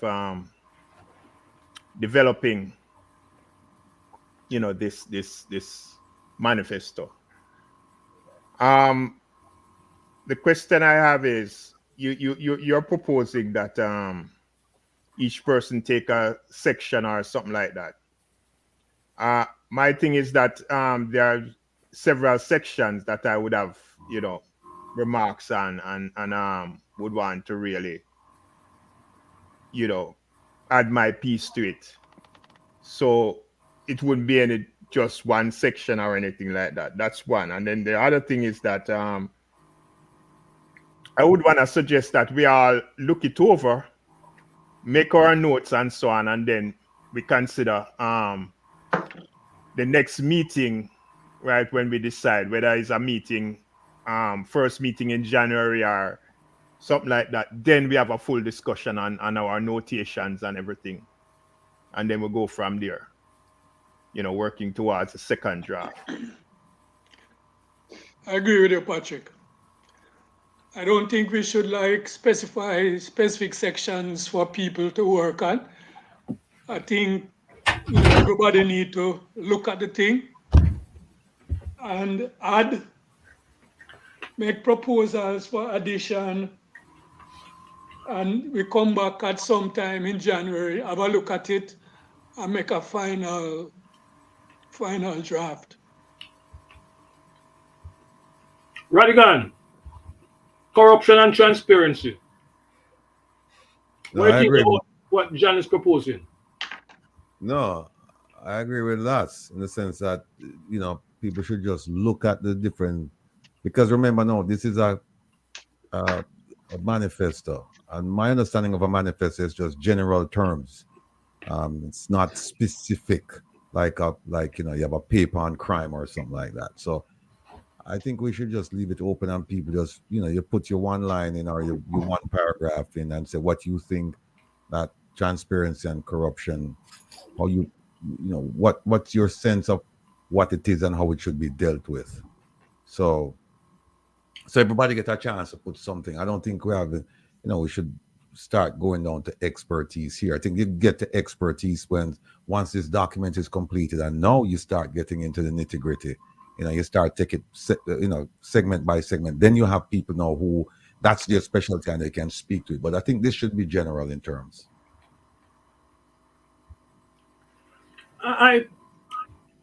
John, this is a national document, right? For the country. Correct. The question is, how do we get it into the hands of the people? I'm sorry. I actually had some thoughts on that. John, before you answer that, yes. let me just say this, is that we have examples, right? Since it's a national document, right, for the country, we have examples of manifestos out there.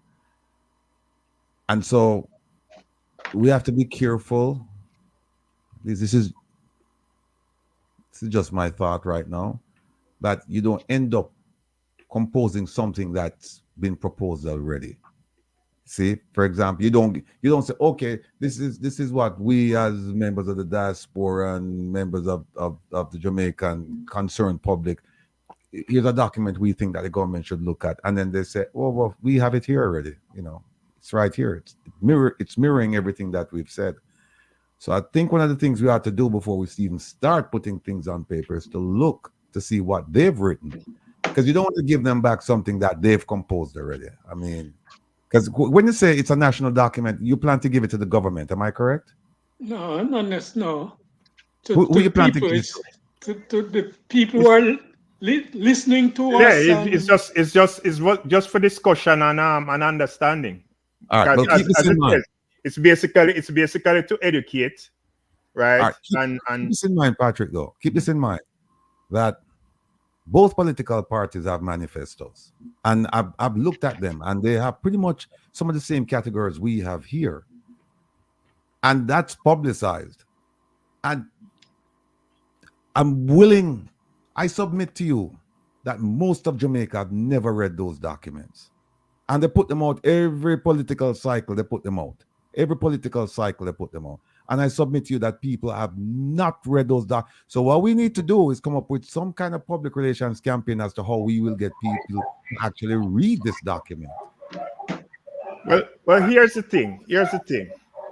I'm glad you said that, because I wanted to say something in terms of the caption we use, right, towards a grassroots manifesto. First of all, let's put things in perspective. Manifesto is really a Spanish word, right? It's really speaking to a manifest. A manifest is an English word. Now, what is a manifest? Right? Because we need to explain that. That's the first thing the document should explain. It should define what it is, right? So that would be one of the first points I would want to address, right? That a manifest, basically, it would be a document which tries to incorporate everything. That's basically what a manifest is. It's like if you're thinking about, like I've worked in the shipping industry, right? So each ship carrying cargo carries a manifest, and the manifest really covers all the goods that are laden on that ship, who it belongs to, the whole thing, where it's destined for, and so on. So it would be the same thing when it comes. A manifest is basically a document, right, which says, right, which tries to be a complete document. In our case, it would be a document dealing with the kind of things that address grassroots issues that we are concerned about, which we think needs to be addressed, right? So that's basically what would be defining, right, the document, right? That the manifest is really supposed to be a comprehensive document, right, which tries to look at all the issues, all the grassroots issues that we would like to put forward, right, to be addressed or to be dealt with. Rupert.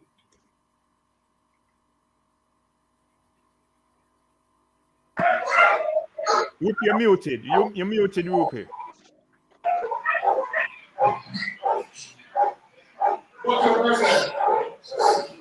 Okay.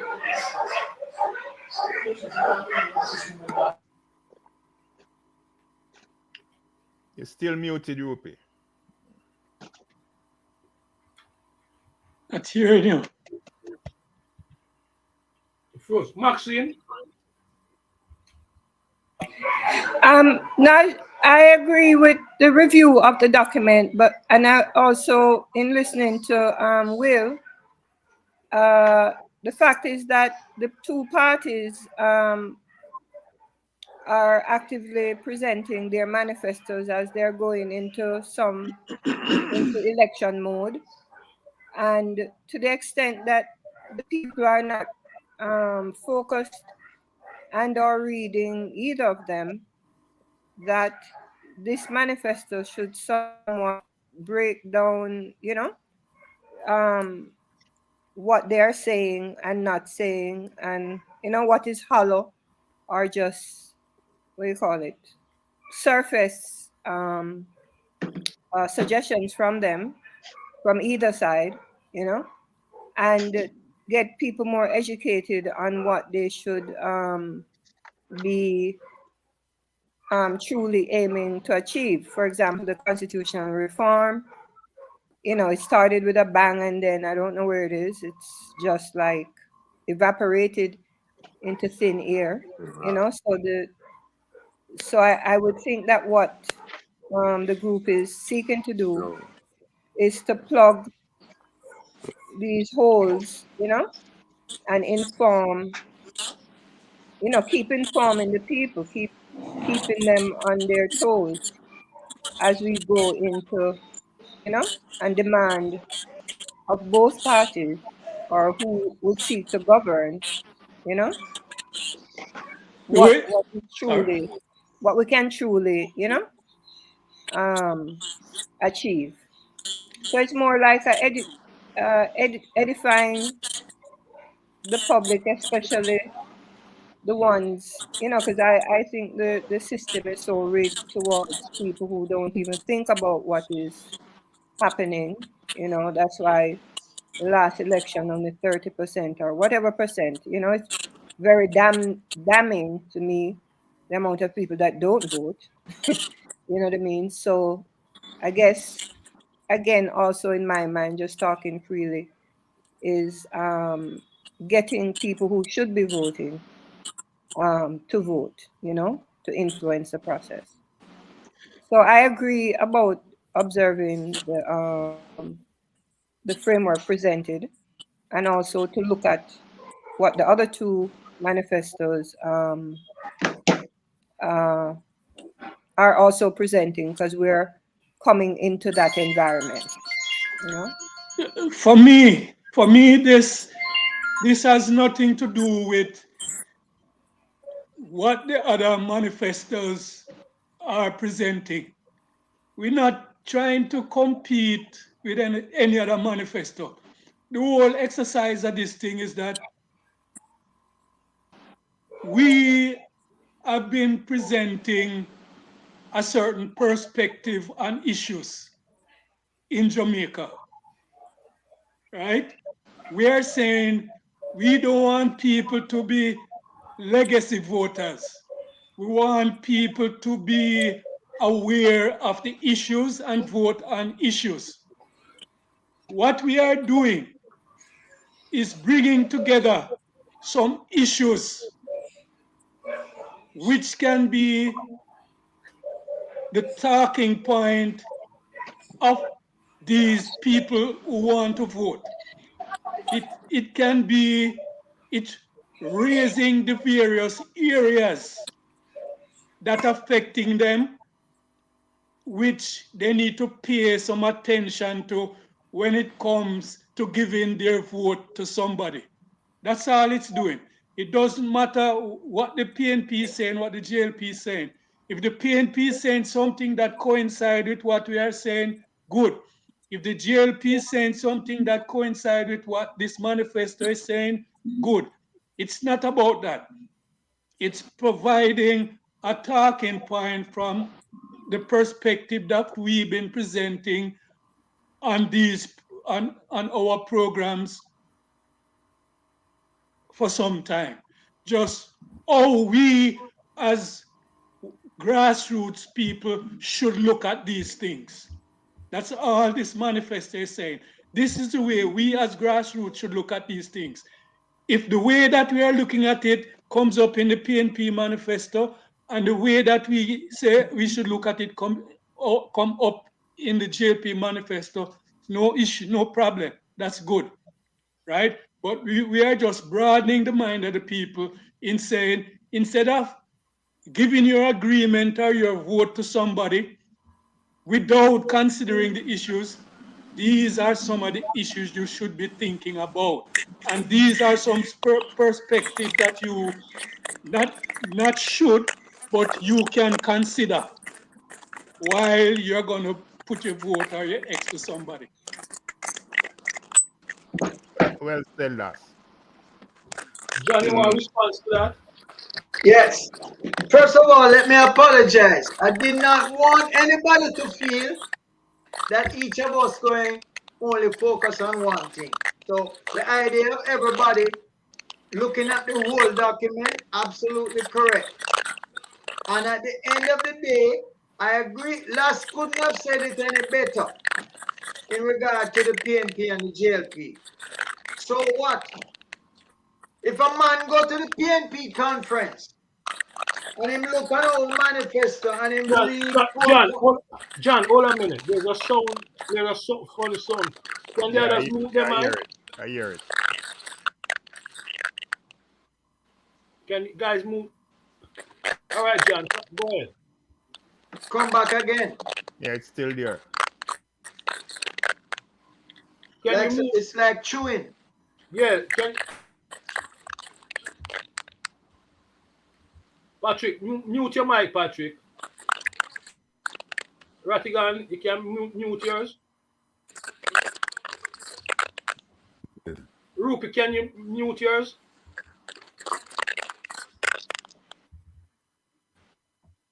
All right. Yes. Yeah.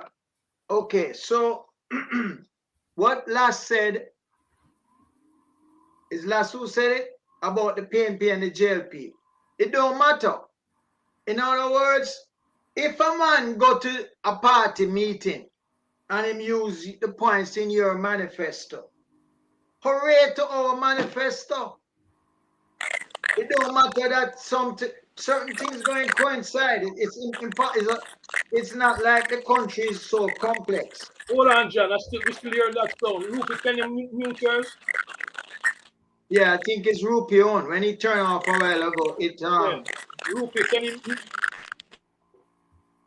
Yeah. All right. Continue, John. Yeah. So that don't that's not an issue. I think the bigger point is that we will all go and review, improve on it, put flesh, especially on the areas that are not developed at all, and even on some of the areas that are developed, because we're trying to get a document that we all will agree. So long as we understand the spirit of it, it's not a work plan. It's not going to have no whole thing on crime or on constitutional reform. It's going to have certain points that are of biggest advantage to the working people. And that's what we're looking for. So why don't we agree on a time to come back? Because now it's 5 o'clock gone. When in January should we meet again with about this? The middle?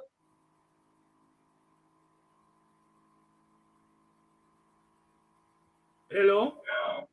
Hello? Second week in January. Second week in January is the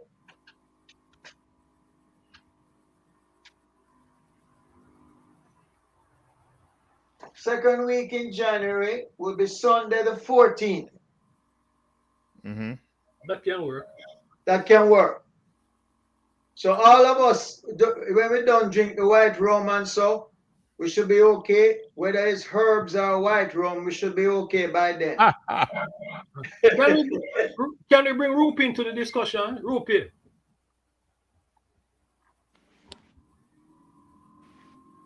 Yeah. What's your feedback on the manifesto? You're muted again. Rupi. Something going on with the mic. Rupi, you're muted. All right, you're good now. You only coming on in and out. Yes, you hear it now? A little bit. All right. Commendation, like Patrick, I want to commend John for the initiative. It definitely stimulates a lot of thought processes, and put us in a position to think deeply as it relating to what is lacking in the country in terms of people development and therefore what is necessary going forward. After saying all of that, let me agree with John and not so much in agreement with most of the panelists who said that we just get us comment on everything. And so I think what John is trying to achieve is to put forward something that is more structured, so to speak. So if you ask a person to just develop on this era and another person to develop on another era, it don't mean that we won't comment on all of it. We can comment on all eras. Just in terms of our own thought process and each of the individual areas. So I am in agreement with John that from a structured point of view and in terms of going forward and to don't let us waste a lot of time, it would be good if individual take individual section and actually develop around that. And what it means is that all of us still come and comment maybe the very thing that you have now in terms of your thought process. The person might very well who have developed the era might very well just put that on paper. So there might be no need, as well as that might not be on paper, and therefore you come and you make your pronouncement, so to speak. The second agreement I'm in agreement with. I think it is extremely difficult not to have a program or to have a manifesto which is not similar to one or the two parties. There's going to be elemented, particularly if it's a grassroots, or as Michael call it, a working people agenda or a working people manifesto. It is going to be closer to what the People's National Party have. Because in a nutshell, we are going to develop something that is going to be as much as possible 100% inclusive of the Jamaican ordinary people, and to ensure that it's a document going forward and give our experience now at this time that can help, so to speak, to develop these persons and to develop the country. So I think it might be a little bit difficult, Will, for us not to have similarities or look close to what either of them have. And I think it would be closer to what the PNP have now. I would want to say, though, John, there's two areas that I think that maybe you should look at. Certainly the question of environment and sustainable development. And you never say nothing about local government, but I think you talk about governance. And I don't know if local government can fit under governance. Maybe not. But those are two areas that I would want you to add. Is local government and the whole question. The environmental thing now is an international thing that... Yeah, I had it on the last one, you know. I had it on the last one. You mean climate change thing, the climate change business? Yeah, still Well, it come on the environment. environment. Come on the environment. Yeah, I'm looking where it is. Well, we didn't have it on this one. So number 10. And I think what Rupi says is important in terms of the local government side, because some people don't really understand the difference side between the local government and the national government. So that too is important. Yeah, you guys can make the change. You can hold under the whole area of governance. Yeah. That's, you know. Yes. Yeah. Whatever change you guys want to put, you know, to make it better. So long as it's not more than 2 pages. This thing, you see, that way of 9 points, and it's only 2 pages. We You have just 12 points. 10. Huh? You have 12 points. I didn't hear you. You have 12, not 9. Well, it's not 12, it's 9 points in terms of issues. Number 4. I just looking at the listing, so you know, that's why I said 12. Yeah, it's 4. Where is the number 4? It go 4, 1 to 8 to 9, and then we can add 10 environment.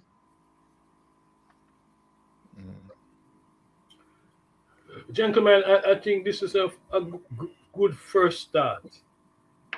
You know, having a manifesto is definitely something that is needed.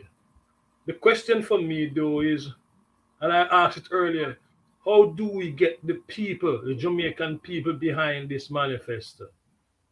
How do we get them? What steps are we going to take to get the other people, especially diaspora?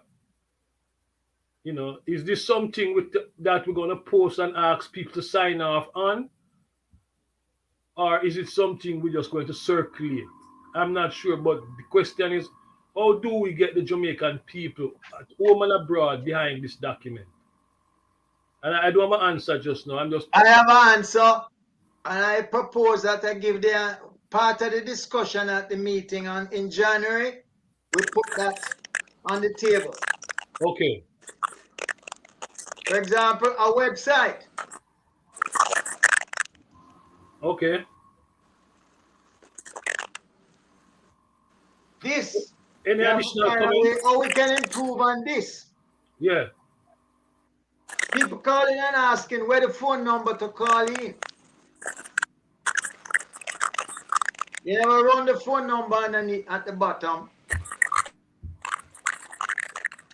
I can do that now. We don't know. Yeah, we don't know. So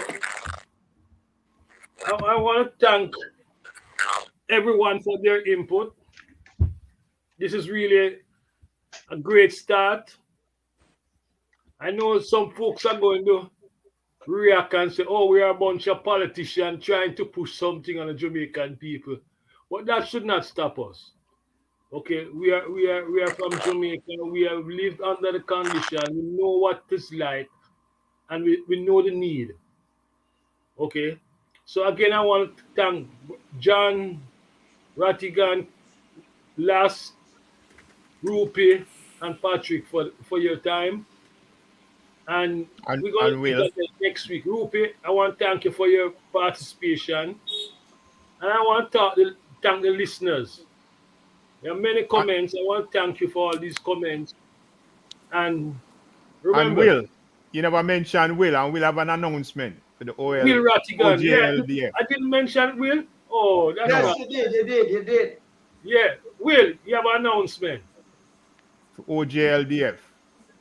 Oh yeah, the One Jamaica Legal Defense Foundation. Is that what you sent to me? Yes.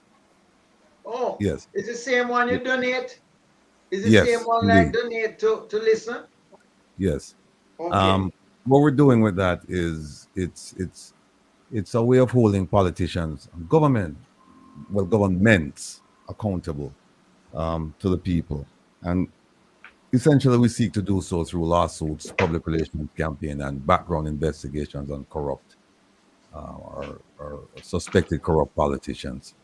And the Kamina Johnson Smith case, that the appeal has been filed already without any fanfare. We noticed with the media, they haven't said a word about it. But based on all the legal luminaries who have looked at the document, they believe that it's going to be overturned and it's going to be sent back to the Supreme Court for a do-over, and that spells trouble for the puny judge.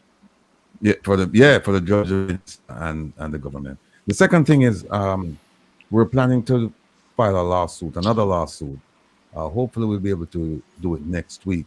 And this one has to do with the Speaker's violation of convention and protocol in tabling reports from the Integrity Commission, because she made a unilateral decision that she's now going to send the reports to an oversight committee, and the oversight committee doesn't have the legal responsibility of reviewing decisions regarding investigations and prosecutions by the Integrity Commission. It's purely administrative to make sure that they're acting in accordance with their mandate, they're properly staffed, properly resourced.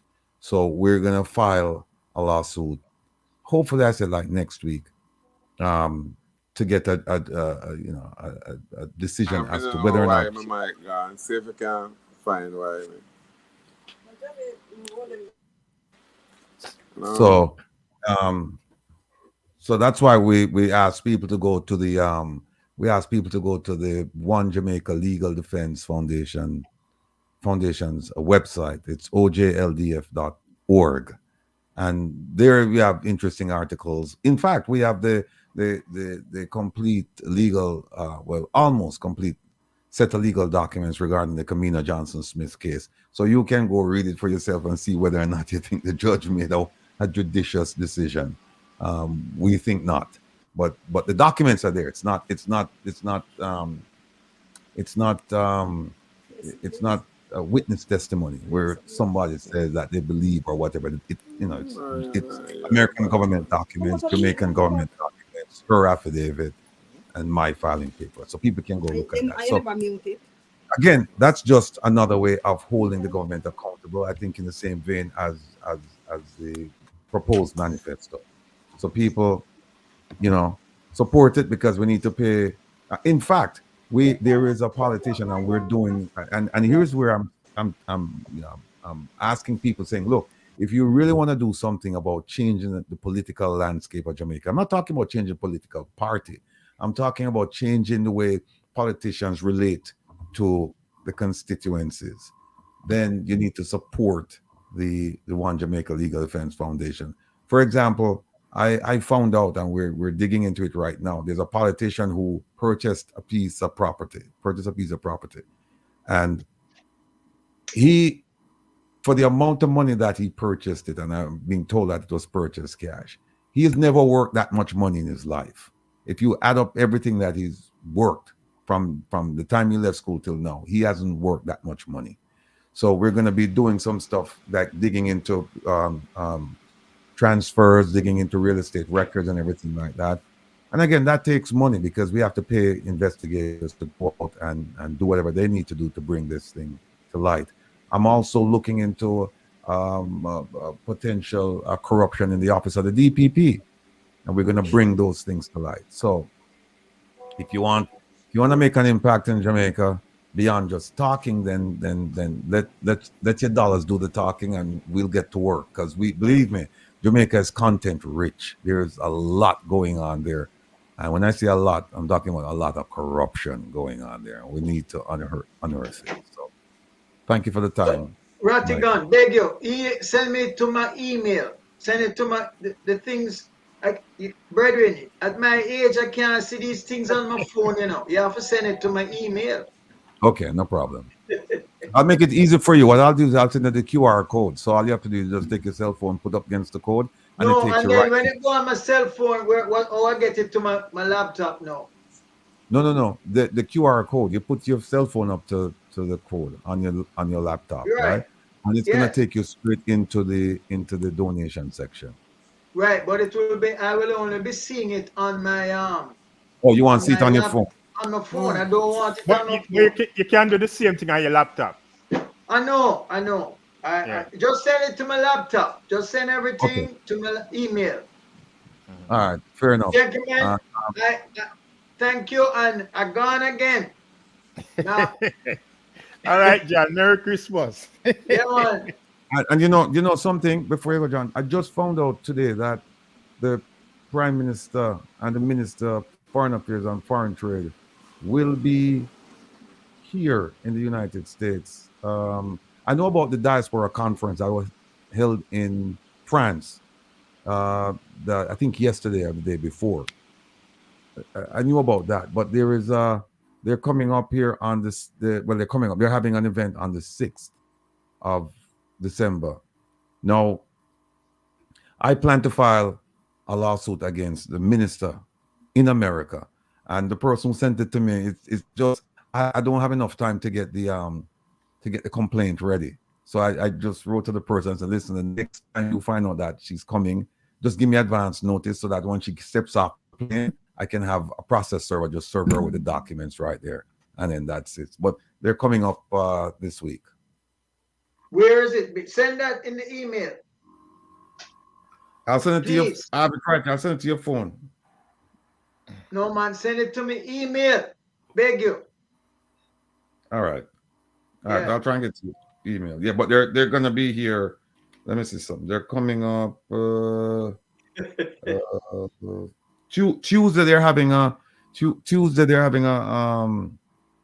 event at the Waldorf Astoria, and then they're having something. New York. In New York. Yeah. But they're gonna be in Washington. In Manhattan. Yeah, man. Are your place that near you? No, not me. No, man, me Ratigan. Oh yeah, my place that. Oh, I will tell you. I tell you not DC. You're there, DC.